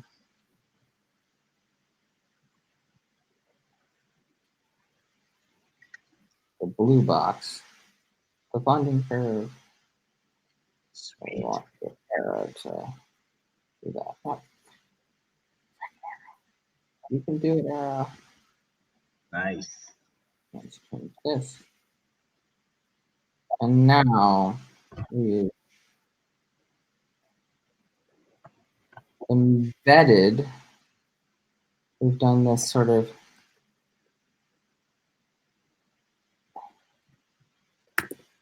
interface adds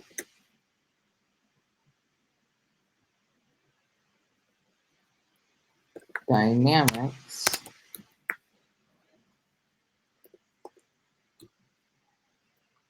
but just say that, you know, v of y1 x1 equals some constant.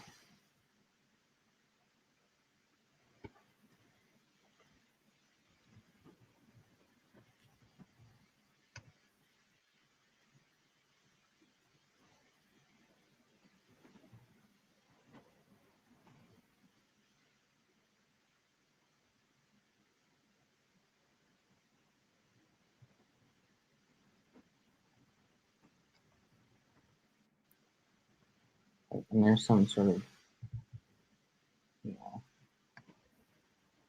I don't know. I mean, one could play with it more, but you get the idea.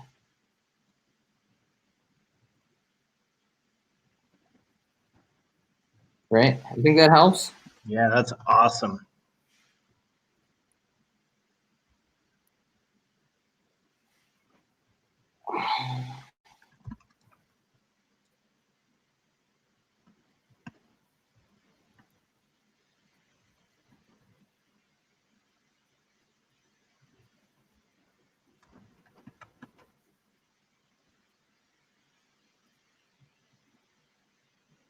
Yeah, and certainly it can be played around with more for clarity.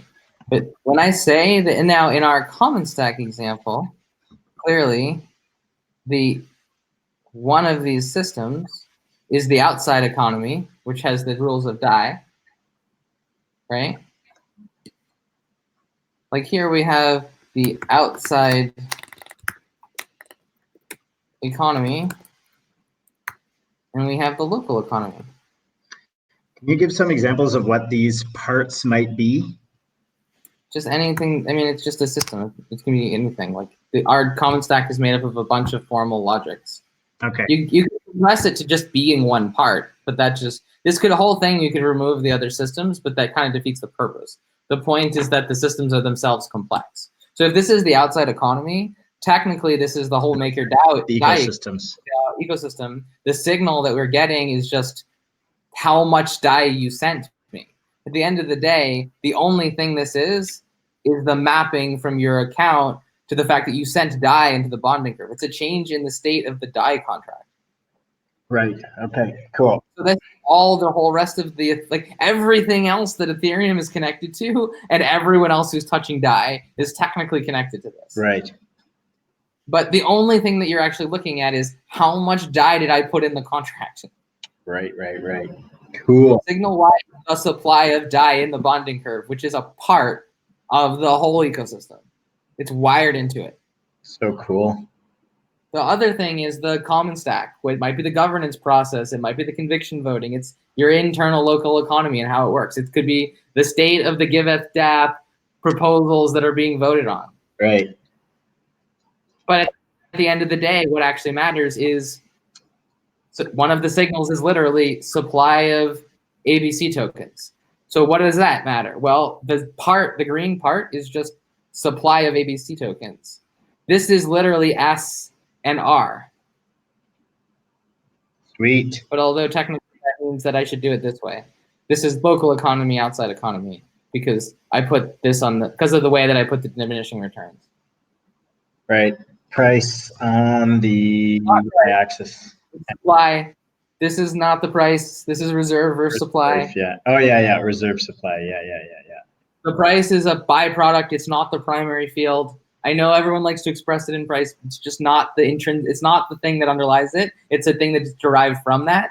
There's a morphism, so you can describe it in terms of price if you want, but it's still not like a good way to represent it economically. It's really a secondary property that just happens to be one-to-one with the primary property. It's the reserve of Dai to the supply of the native token that is. And the reserve of Dai is actually a fact about Dai, which is a signal from another ecosystem. Right. And the supply of the ABC token is actually a fact about this other system that includes things like the distribution and whether they're voting and all of that extra stuff, right? S is an aggregate signal. So we could go all the way to, I guess, one more time, right? If we wanted to make the concrete, we could go at least tangible. It's questionable whether it's concrete still. But if we did one more, you could label them. You could try to label them in terms of what we're talking about, where you're saying like, okay, now this is like literally supply of ABC, and this is Dai reserved, right? Yeah. And so this is a element of another contract state. So it's just like a part of that. So Dai substate info. And this is actually the sum of all. Oh, damn it! I did it backwards again. This is the die substate info, meaning specifically how much is in the bonding curve, and this is the sum of all holdings,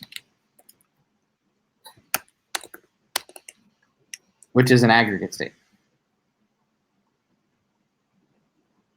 right? And then this is just the other parts, like the exit tax and you could put in like, there's all sorts of other stuff in this system, right? Like the exit tax, the funding pool, the state of the giveth contracts, right? Like all of that is part of this system. Cool. Awesome. That's so cool to see. Yeah, that is what a bonding curve is. That's why, this is another one of those things like with the curation markets. Like, I get it, people use the term, but like if you really want to define like a short thing about what it is, like this is where we would be getting into these other articles like I've been talking about in my research thing, right? We could probably add a curation markets one to this. But you see, this is what we're talking about right now. Bonding curves is curation. In fact, I should probably link this Lucidchart. Nice.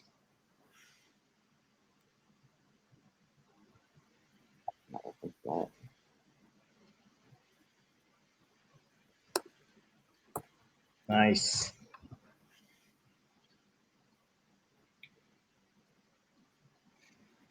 Oh, so much stuff to unpack. This is incredible. Well, we got years of research to turn into useful shit. Yeah, we do. All the fucking piles of shit. We just need to manufacture things out of it. Yeah, I got my work cut out for me. Well, we got to raise funds, and then you'll at least have a job. Yes, yeah, we'll start there. First priority. Yeah, so much better about raising money when we have all this work to do, instead of having like people raise money with the build stuff without figuring it out first. Yeah. Oh, we got a lot to do. We got a lot to do. No doubt about that. Yeah, dude. All right, cool. I should let you go. We both have other work, right? Well, we have another task. I'm sorry, my bad. We're gonna do the next task. What is it? To blow through? So I guess one of them is the trusted seed article. Now, I mean, yeah, it was important. I really wanted to do that. Yeah, I think that's a good one to go through. The other thing I wanted to get your opinion on was the DevCon 5, either CAD workshop or talk. I think workshop is better than talk because I just don't think that we would be much better off doing labs than we would giving talks. People aren't, the content isn't accessible enough. It's too different from software development. It would be like teaching, it's like going into one engineering field and like going and doing hardcore aero engineering with someone who was used to doing like fluids. I mean, they're related. They have a lot of similar concepts, but like the, aerospace, high level navigation, whatever, like stuff versus people who are used to like, solving like low level, like fluid dynamics problems. It's related, but it's not in this, like they only have an ancillary overlap. And so if you try to just do lectures, they're going to be like, that's cool, but I don't understand. If we don't actually do like hands-on coding shit, I don't think anyone's going to learn anything. They're just going to be like, cool, that we don't need to do that. Like that's the impression I've gotten. Like I just don't see the appeal of giving a talk about how to do this. No, totally. All the time, and people don't understand or care. And I also only. So I can propose, or do you want me to? So we've got 12 hours left to get these submissions in. I don't. Well, let's talk about it. I think I want you to propose because I want you to give the workshop with me as support, not the other way around, probably. Yeah. Because I think that, again, I need to just basically make collateral that allows you to walk through it with me, and like I can help people. But I'm kind of thinking that this has to be like basically stupidified to the point that like people are walking through pre-made things. But because of all the stuff that we're doing, I think we'll have all the collateral for that. So it's going to be want to be able to have people like we'd have to scaffold out this. Basically, we have to scaffold out the education and the narrative. But like I would expect if it isn't something that you could proctor, they wouldn't be able to get it. So instead of me giving it, I think you would have to give it, and I would just have to help by being there to be the fucking TA and like help you. You see what I mean? Yeah, no, and I think there are some solid examples we could easily walk through, between, well, what we already have, but, fiction coding, Verifiers Dilemma, Robot and Marbles. I wouldn't overcommit to doing any particular example. I think we should just use as much common stack stuff as is available. Yeah. It's important to commit to the hands-on-ness, the relation to our project. Like it's an application, like write narrative. Just like, hey, we're going to do a workshop. It's going to be hands-on. We have the Jupyter Hub so people can do live coding. We'll have prepared collateral for people to work through, filling things in that already work. We will basically do a token engineering like thing that includes the web app type collateral so people can feel like what a completed thing is. We'll have Jupyter Hub like work, and we'll have some overview of process. But like to the extent that you can distill that out of what we've been talking about, since we've been talking about it all the time, what I want is something that sounds exciting, and we'll worry about making it good when we get there. I have just come to the conclusion that this particular populace is not going to respond to, if I carefully explain what I will do, people will go, I don't want to do that. So instead, to motivate them to want to do it, then we will show up and we'll do it, and I think they will like it. They just have no way to assess that they will like it. Do you see what I mean? Yep. Because it's too distant in terms of engineering methodology. Like there really just is not design in this sense, like systemic design, like multi-scale system design in software engineering. It doesn't exist, at least not as far as I can tell. I've worked on projects that have had software that were multi-scale, but never was the person who actually architected the system scale system actually a software person. Some of them were software engineers and system engineers, but I have never actually met someone who was not trained in an engineering field of some kind who would architect a system that had more than 2 scales.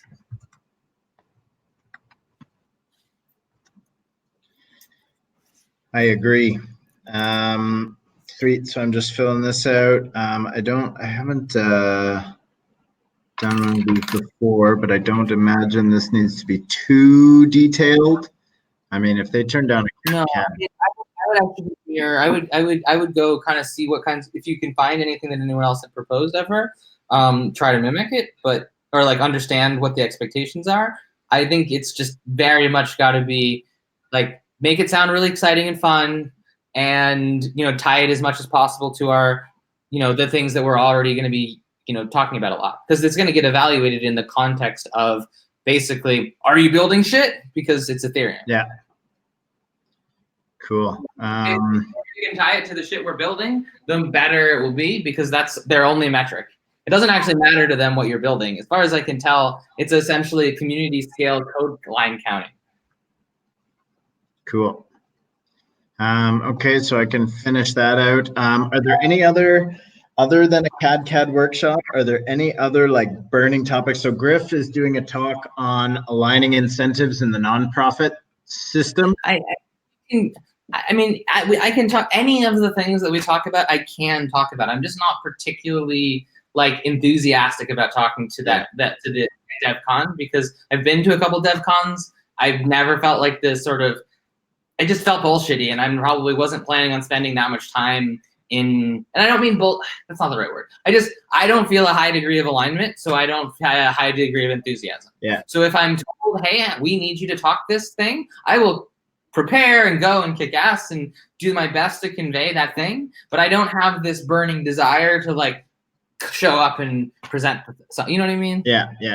So are you not on for any DevCon talks at this point, eh?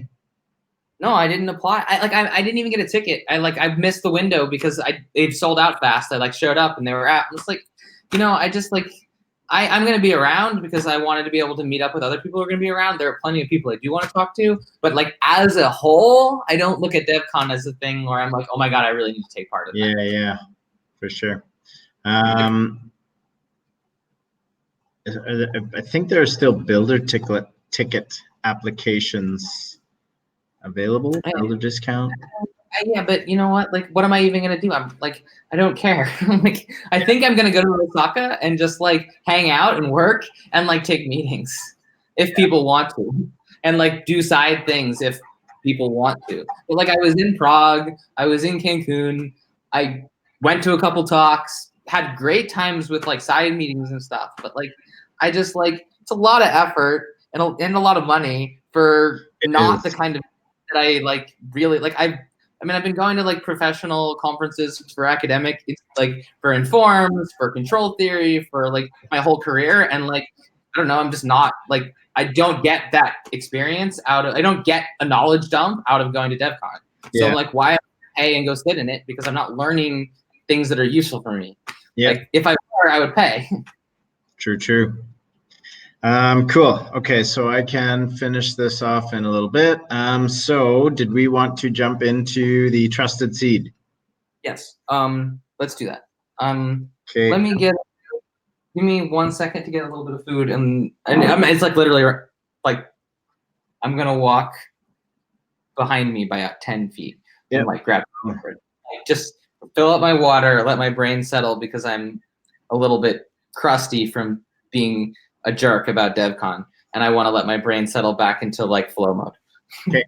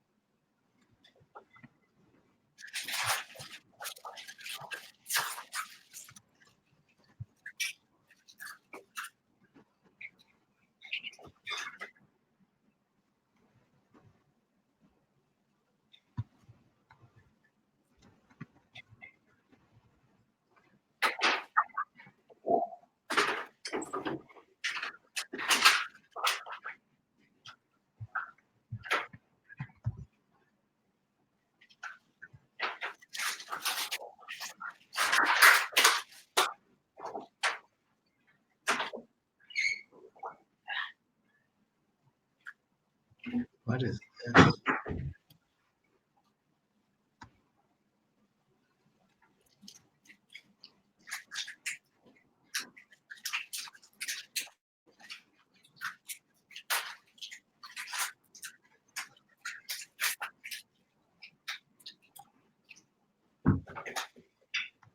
I'm coming. So, you want to drive? Yes. You can finish what you're doing too, if you like.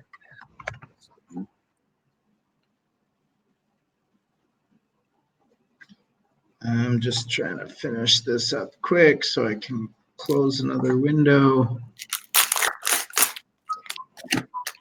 Makes sense.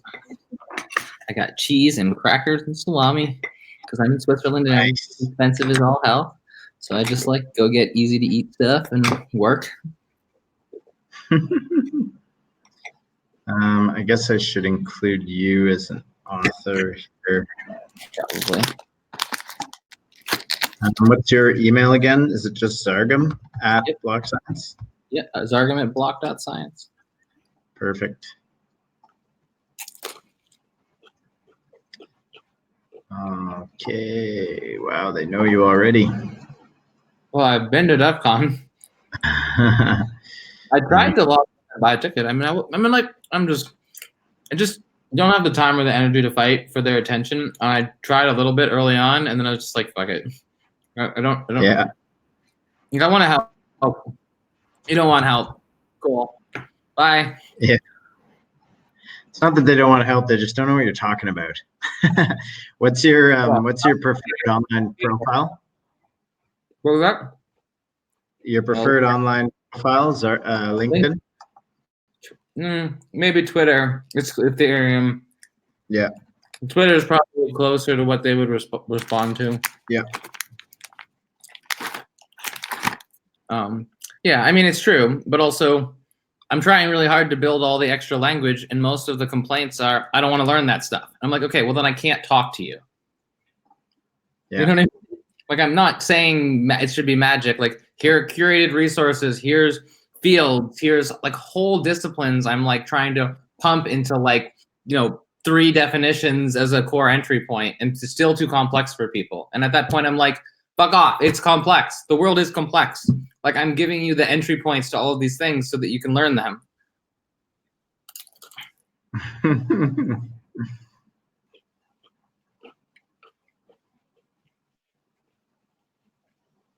Hey, look at that guy.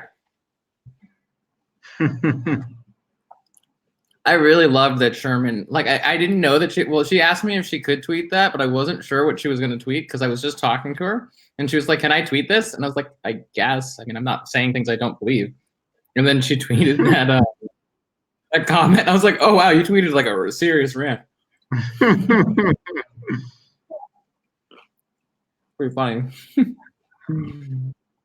But I try not to say things I don't mean. I'm a little bit, privately, I'm usually a little more chafy. Publicly, I try to be a little bit more like just put down my own frustrations. Yeah. Would this fall under society and systems? Oh man, what else would this fall under? Security? No. Privacy? No. UX? No. Design in the real world? Kind of. I mean, it is exactly that. I'm not sure if that's how they would interpret it, but yeah, society and systems. It's not design and it's not UX, but that says UX and design, not UX design. Well, this is how we design in the real world. Real world. It's just that my definition of that and their definition of that probably don't converge. Yeah. Okay, target audience. We are looking at advanced people. Have I led similar workshops? Yeah, we'll just lie and say yes. I absolutely have, just not for them. Yeah. Previous workshop or presentation documents. Do you have a past workshop presentation by any chance? Not necessarily that's well tuned to them. Do you really? 20 to 30 minutes? We won't be able to do much in 20 to 30 minutes. I know, but I don't. Should I say 30 minutes to an hour? Sure. Okay. Because you can't even define the concepts necessary to learn how to do anything. And see what I mean? Like it takes 20 minutes to set the basis, and then like 20 minutes at least to do something, and then like 20 minutes to kind of go over, hey, look what you did. Yeah. I'm like, I don't know. Maybe I'll just let you put whatever. I'm really bad. I just don't. I don't want to deal with communicating to these people. And I say that in a mean way. I don't mean it in a mean way. I just mean that like I want to set the context and the terms through which we have the discussions with things like TEGG, because there's too much to shove in. And when you try to do anything, you end up in bullshit land, or you end up in we didn't have enough time to talk. And it's just like, what do you even do? Yeah. Yeah. Okay, cool. I'll drop something in as far as format, prereqs and materials needed. Yeah, that's pretty easy. That's just a projector. Whiteboard is probably good. Do we have a workshop file? No. Probably HDMI hookup. People should bring their own computers.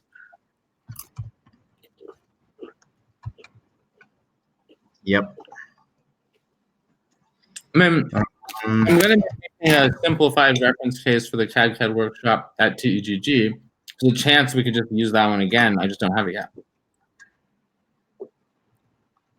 So one thing you could do is, even though we're not gonna have it yet, you can say you could use as a reference the fact that there's going to be a hands-on live demo, live coding workshop at TEGG, and basically say something along the lines of, we're going to use the same collateral but improve it based on feedback from the participants at TEGG.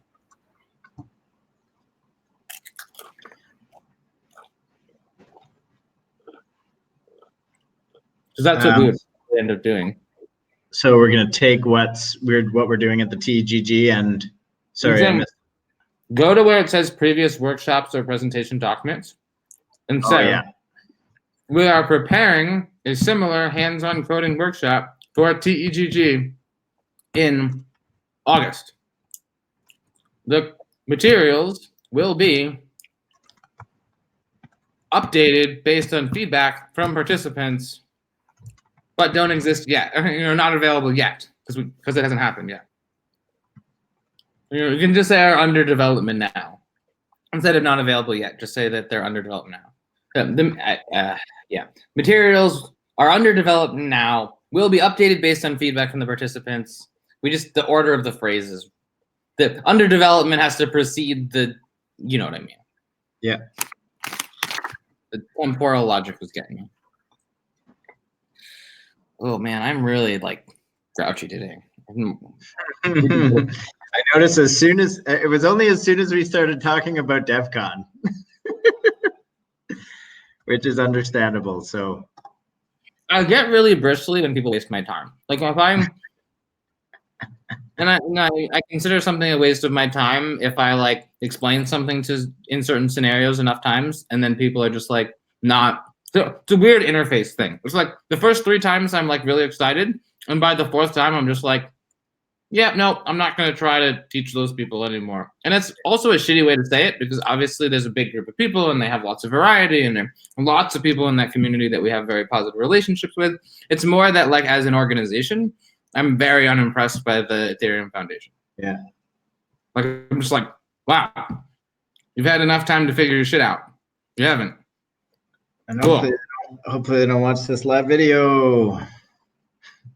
I don't mind. I mean, technically, that's how I really feel. I'm not the kind of person who's going to be if they ask me how I feel about it, my answer is, you're proving the need for all this shit. Yeah. And you do it. So help me figure it out. That's how, you know what I mean? And if that doesn't convince them, then okay, whatever. I'm going to do it anyway. Yeah. Cool. So I will finish this workshop format afterwards. I don't need to take up more of your time doing that. So we can jump into the trusted seed. And the only other thing on our list other than that is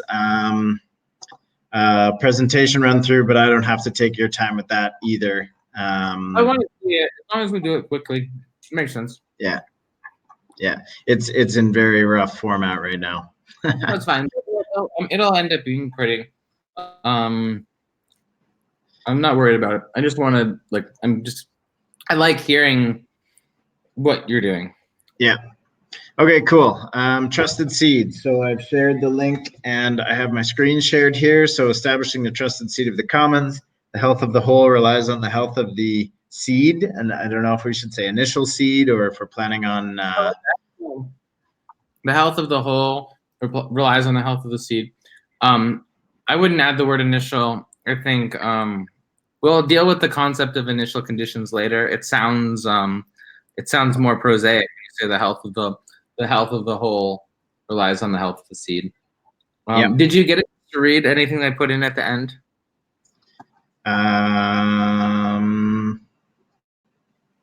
I saw that just those couple of notes. Yeah, I saw the comments, but I didn't get to read them. I'll wait. Why don't you go through it? I was just curious whether I'm going to be injecting those comments or whether it would be stupid because you'd already read through the stuff. That's all. Okay, specifically I'm saying this, commons is massively sensitive to the humans as a component or parameter that strongly characterizes what the system does. The system is massively magnifying human behavior that is sensitive to the state variable, the set of humans, that human interactions are non-linear and complex. Therefore,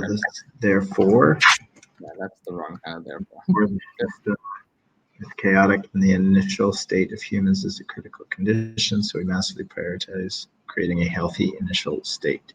Cool. So you get the idea. The point is that very, very reduced framing, you can think about this system as being comprised of the technical elements, which are processors by definition. They are, information computing, and humans, which are information providing. Yeah. And so if the system is humans providing information and the system processing it, then and we can't remove the dynamics in the human side, kind of going back to our two systems thing, right?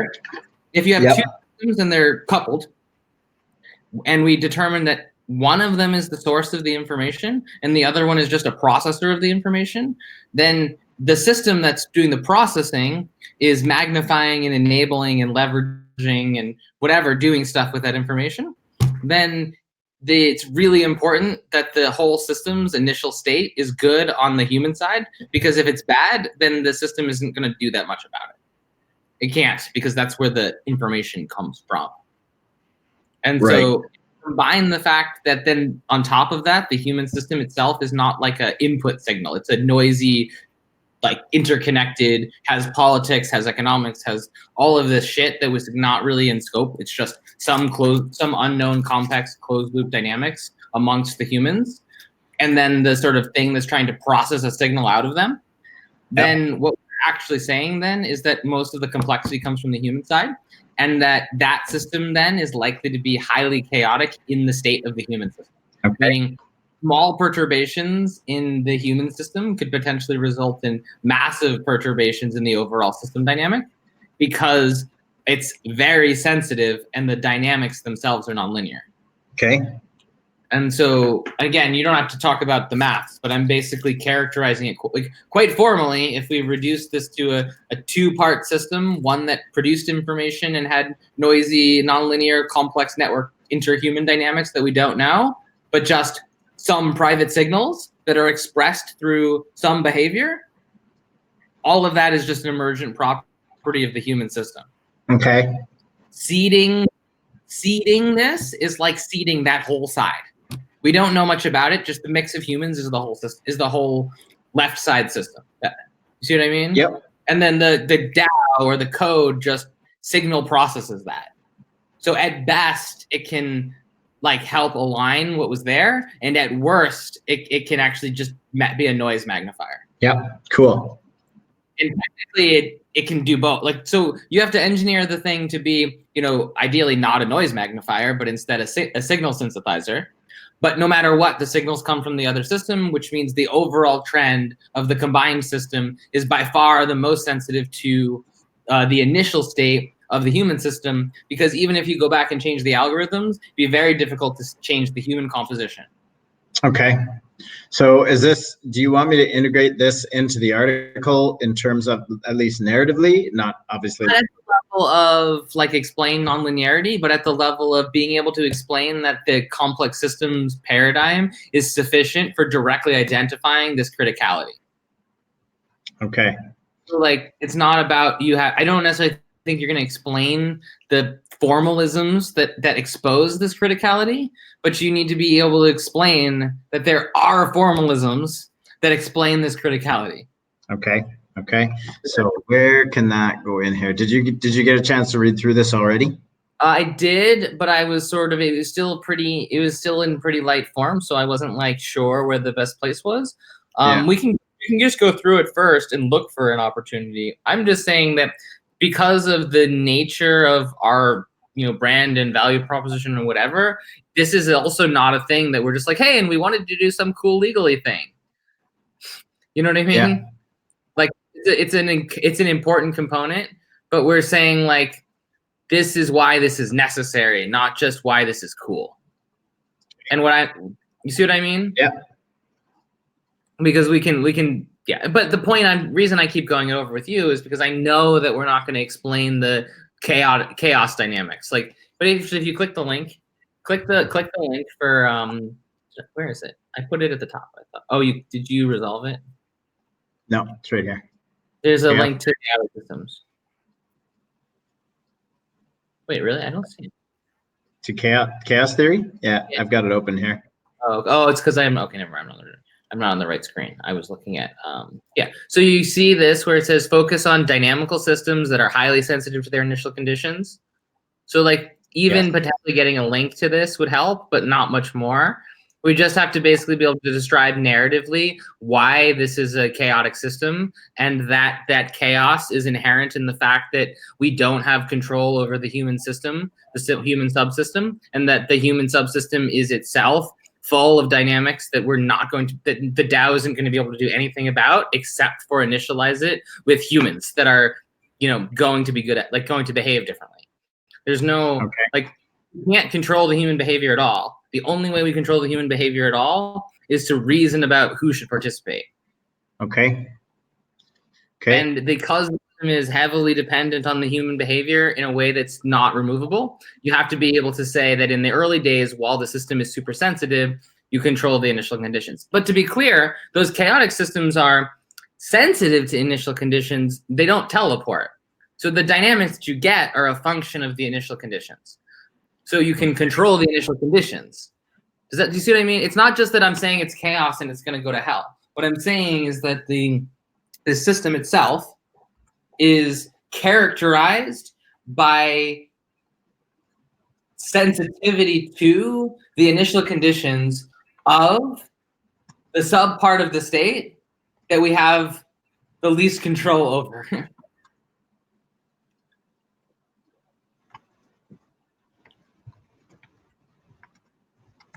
And it's not just like such as the human behavior. We're saying specifically the human behavior. The system is characterized by sensitivity to an initial condition. It's probably not that sensitive to the other initial conditions. The initial condition that it's hyper nonlinear with respect to and very chaotic with respect to is the population of humans at the start.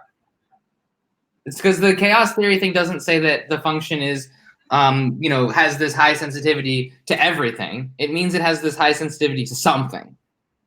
You see what I'm saying? Yeah.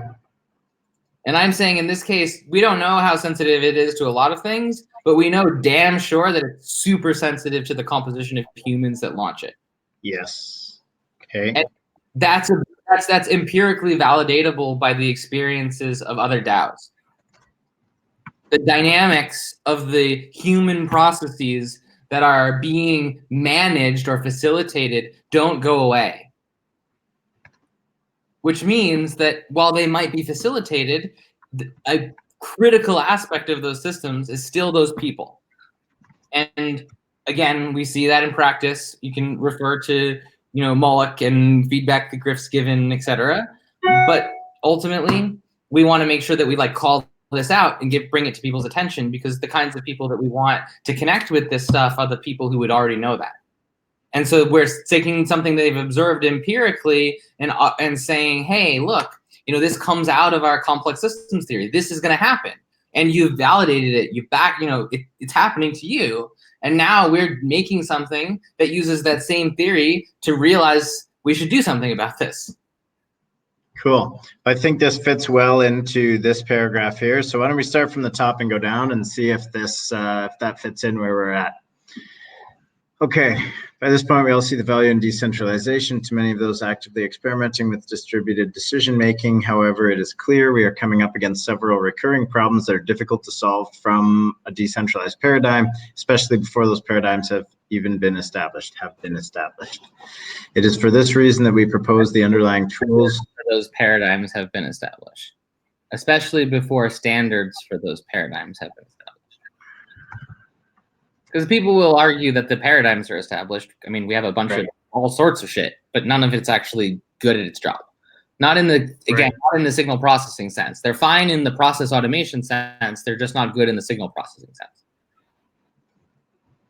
I'm gonna break up this sentence too.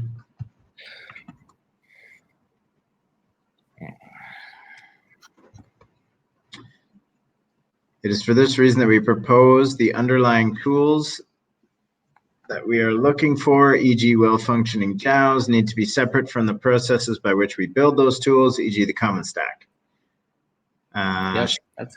Should these be e.g. or i.e.? I think i.e. Yeah. This is why the common stack is registered as a centralized Swiss association and not as a decentralized autonomous organization. The prerogative of the common stack isn't to be a DAO, at least for now. It is to create frameworks for DAOs. For those who might be confused by this, we have a simple question for you. Why didn't Henry Ford drive a car to work? Quick footnote, or more accurately, why didn't Henry Ford invent the assembly line with an assembly line? But the point still stands. Driving untested DAO cars probably isn't safe. We need to design them robustly first, and for now that requires some aspects of trusted centralization to establish, thus the trusted seed. One day we hope to see functional DAO ecosystems, at which point management of the common stack could be turned over to a commons built with its own infrastructure. Yeah, that makes sense to me. From early DAO experimentation around the blockchain space, we are starting to identify the important dynamics of DAO governance. It turns out people matter a lot. No matter how well we optimize the processes of the system, the people are still, yeah. I mean, they're still the sources of. They are still the sources of all information in the system. The DAO doesn't make any information. It can't. You see what I mean? It processes information. It can't make information. It can only use it. So all of the information comes from humans. And there's a tag here where you can think of them as, I mean, again, it may not be worth going into it, but like this is like tagging back to the Gregory Chetin stuff that I was talking about. Like he's referencing the postmodern mathematics stuff, and what we're saying is that actually the humans are Turing oracles, meaning in the computational system, they provide the uncomputable information. So this was the analogy I was telling you about before, where you compare to blockchain, where the blockchain world has things that are computable on chain, and then we call oracles the things that we have where we have to ask for information that's not computable on chain. That's an oracle because it's at least like assuming that it was named because someone who called it that like knows about what I'm talking about. But this idea that so Turing referred to oracles as the things that compute the uncomputable information. They're mathematical things that can't exist. But it's all about models and framing, because in one system, something can be computable, and then an outside system or an environment system, one that's not part of that computational framework, can answer oracle questions, right? Yeah. So in our DAOs, the DAOs are computing things, and the humans' activity are providing uncomputable information. Not saying you can't compute their action, but you can't compute their decision to make the action. That's providing uncomputable signal, because the only way to get the signal is not to infer it from other data to compute it, but rather to get it from the person who's taking the action. Yeah, sounds good. So I don't really know how much or how little, but like this is like critical from the understanding the role of the humans sort of sensitivity, is that they are the unique sources of information in a DAO. DAOs do not create information. They have to get it from somewhere. If you were to also connect it into something like the Wolfram Oracle framework or whatever, you could get other facts about the world. But like ultimately, also, by the way, I'm pretty sure this is why Wolfram went this route, because when I found out they had a blockchain team, I talked to them about it. They were like hard down this direction, and I suspect it's because with the complexity background, they immediately realized the necessity of Turing oracles and went straight down the oracle trend. Like they didn't do anything else in blockchain, basically. They're just like tripling down on using the Wolfram knowledge engine as an oracle. Really? Interesting. Yeah. Because it's basically a digital twin of the whole fucking world. They're collecting like basically all of the data they possibly can about everything and making it available in a computational framework for people who want to do computational science in the Wolfram system. But if you plug blockchain networks into that knowledge engine, they basically can ask it anything about anything and get an answer as long as they trust the oracle. Like it's going to make them so much money. It's so bad. Because no one else is going to have that knowledge engine. One API for all the information about the world as an oracle. Wow. I don't really know how far along they are with what they're building, but just like think about that for a second. There's only two kinds of information that you need to get from outside. One is facts about the world, about what happened, or the past or whatever, and the other is, facts about, the direct actions of individual agents. Environmental information and activity information. Well, you get the activity information from people doing things, and you may plug into some other specific things. But for basically global scale general knowledge about facts, you just basically say, well, we've already been building this massive thing. Just pay us, and it'll answer your question. Wow. So who knows when we're going to start hearing about that? Because right now, I mean, to be honest with you, what I gathered, and I'm not at all surprised because I feel the same way, is the ecosystems are just like nowhere near mature enough to benefit from that. But like it's on. Like when this shit starts to turn into infrastructure, the parts that we need are going to just be there because smart people recognize it and they're building them. Yeah, right. Cool. Okay, so where did we stop off there? People. Yeah, sorry, I didn't mean to. I'm trying to as we go through this, just fill in facts so that again. These things stick in my brain. They're valuable tangents, but yeah, let's keep going. People are still the sources of all information in the system. The software just helps facilitate that information processing. As we are building socio-technical systems of cybernetic governance in which humans are embedded as a component, let's ask ourselves, what are the requirements for that component? We need them to be making highly critical decisions in early system creation when those systems are at their highest risk of exploit. We need a diversity of experience and wisdom from this component to properly initialize this social component of our DAO ecosystem. The system itself is characterized by sensitivity to initial conditions linked to chaos theory, specifically the human behavior in the system. This makes the choice of who can participate in these early systems a critical decision.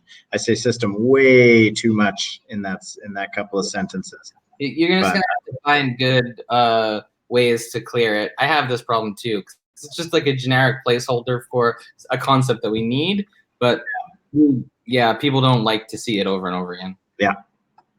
I thought I would embed this tweet. That is our kind of graphical emoji. I felt like the genetics of the trusted seed, or the DNA of the trusted seed, was a really important part of that. So anyway, we don't have to. Yeah, no, I like it. Let me hold on. So let me click the link because I was in the doc, not on your share. So I do like this. Yeah, I think it makes sense. I like the way that you did this. I thought it picked up quickly, and I think it's a good thing to drive attention to. Yeah.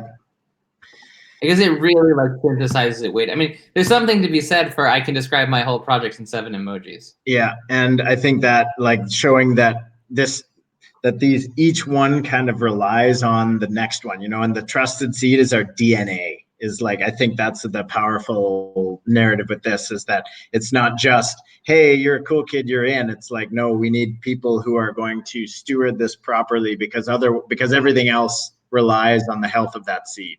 So having the DNA of the trusted seed, I think, really drives that home a little bit. If I told you I've only got 15 more minutes, would you be good? Yes, I think we can get through this in 15 minutes. Cool. Okay. I've got 15 minutes. I just told Sherman I would talk to her in 15 minutes. For sure. Okay. Thus, we see the establishment of the trusted seed to be the most important mandate of the Common Stack. The behavior of the token engineering and DGov experts, who will be the earliest participants in this new form of DAO ecosystem governance, will make or break this whole experiment. These participants will be chosen based on their reputation and expertise with these novel coordination mechanisms, and we believe that they are the optimal choice to act as stewards of these nascent. Sorry, go ahead. So include not just their reputations. I would start with their contributions to what we would to the commons, essentially. Whatever you want to. Maybe you have to say a specific thing, but reputation and expertise are fine, but you should start with the things that people have actually contributed to the knowledge base. To our you could say You know what I mean? You can deal with the wording, but like I think it should be what you've contributed, and then your sort of reputation and expertise. Because like we really are starting with a bunch of people who've just been physically making things in advance of this, and then after that we're rolling wider and wider. The first group is like you did stuff. Yeah, for sure. Good call. Okay, by becoming members of the Common Stack, they will form the initial hatchers of the augmented bonding curve for each community launch and thus be present in early governance decisions that may require their expertise.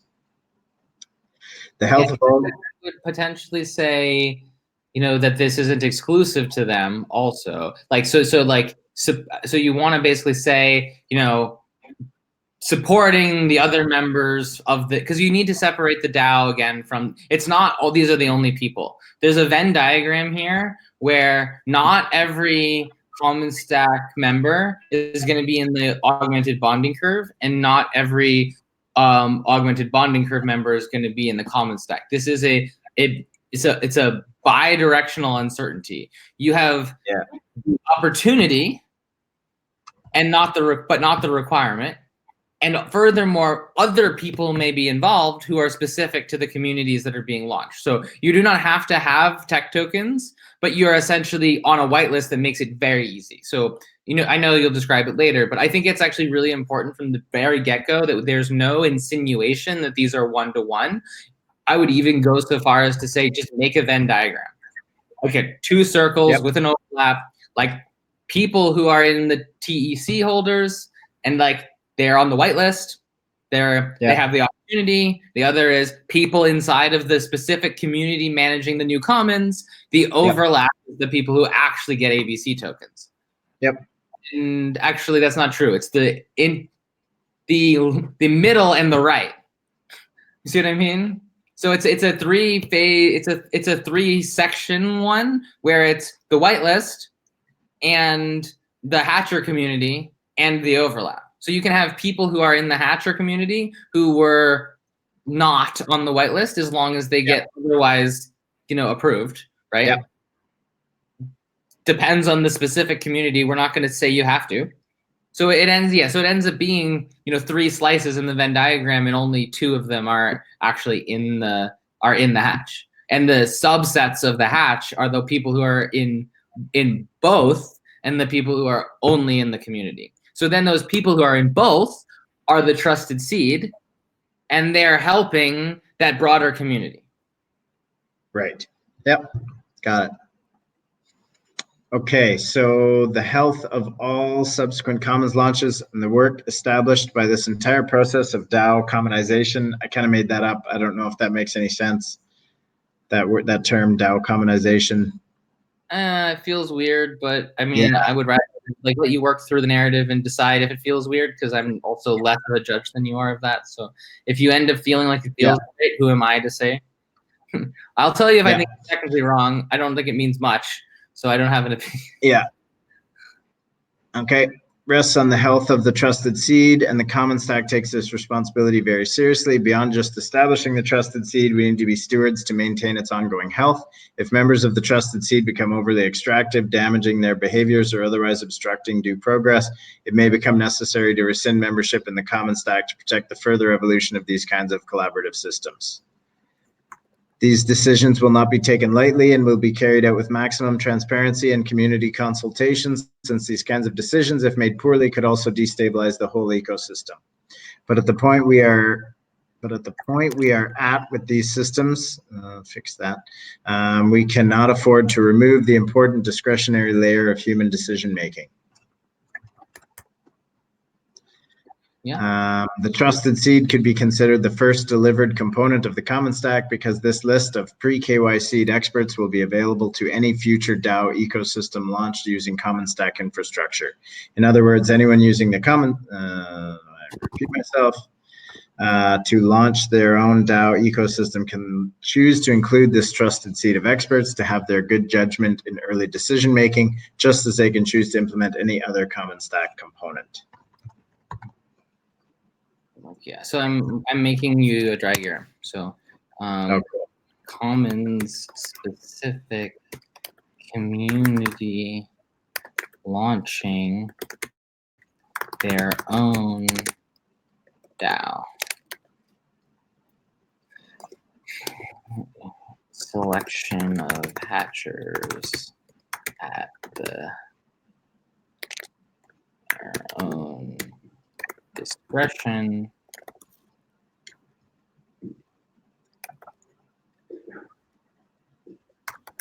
Trusted seed is members deciding to participate. It doesn't say like, members. Common Stack. CSAM, Common Stack Association members who participate are highly incentivized to help be good ecosystem stewards and Common Stack community members are highly incentivized to include these curated contributors. Right? That's the idea. So that's this trusted seed. So I need to make this. All right, here, I'll send you this link. This is what you need. And it's now this. Are you sending it on WhatsApp or this chat? That is the place. WhatsApp work? Sure. Yep.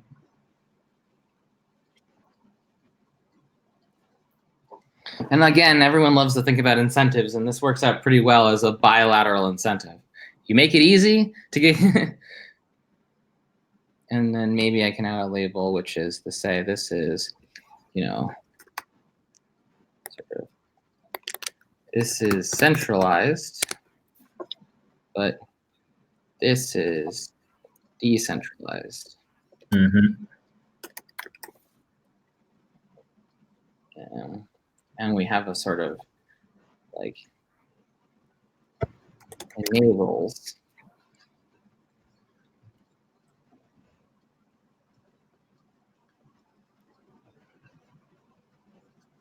and then we can even say sort of we start over here and what is this, addresses real world constraints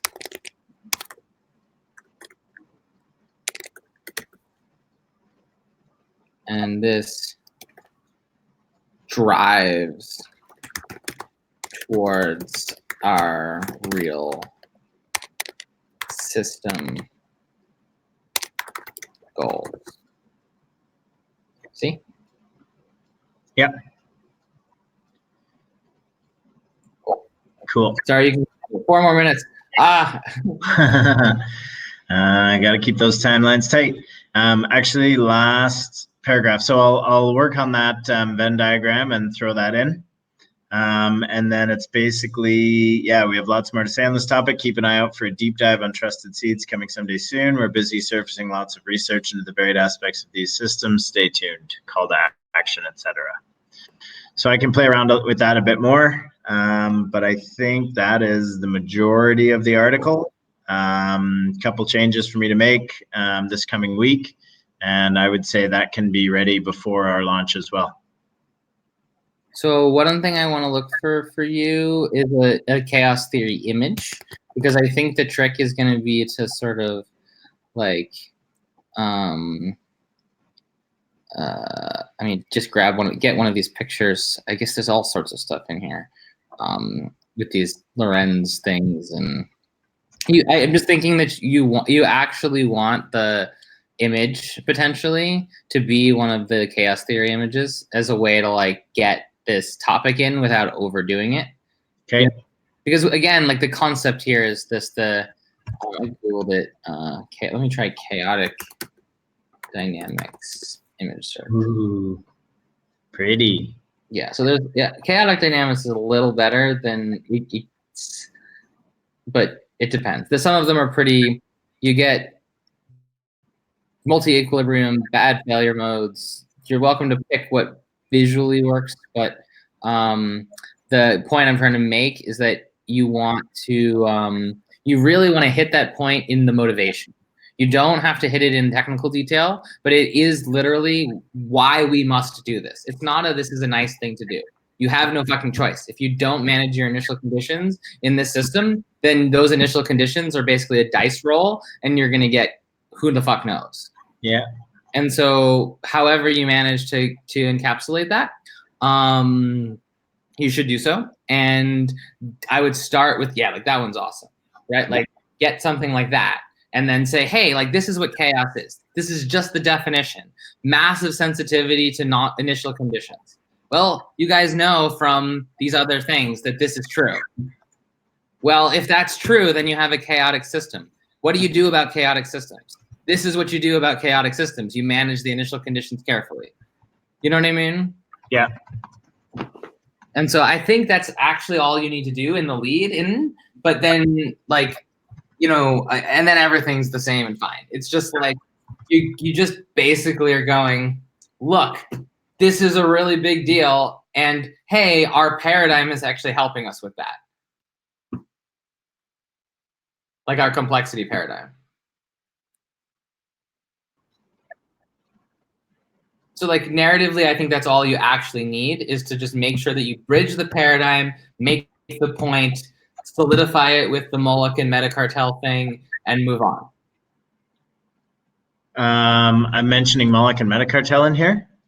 At some point, I think, wasn't the point that Griff had like specific experience around this? You may not have. You can ask him before the final version, but my understanding from Griff was that he said multiple times that this is validated in practice. Right. And so I wouldn't shirk on making that reference. Okay. You just have to, you know, it has to be Griff because he's the one who's qualified to say that. Yeah. Cool. Awesome. Well, if you need to jump off and talk to Sherman, I guess you're probably at time. Yep, I have to go, but I think that was good. We did that. We managed to get it out of the 15 minutes. Yep. Solid. Awesome. That all sounds good. The only thing we did not go through is the presentation, but that's okay. I'm going to go through it with Chris in 45 minutes and maybe Phoebe Tickle as well and get some outside feedback on that and answer some questions at the same time. So sweet. Thanks very much for your time, Z, and have fun with Sherman, and I will finish up all these things and get back to you on anything that we had outstanding. Okay. Awesome. All right. Catch you in a few. Okay.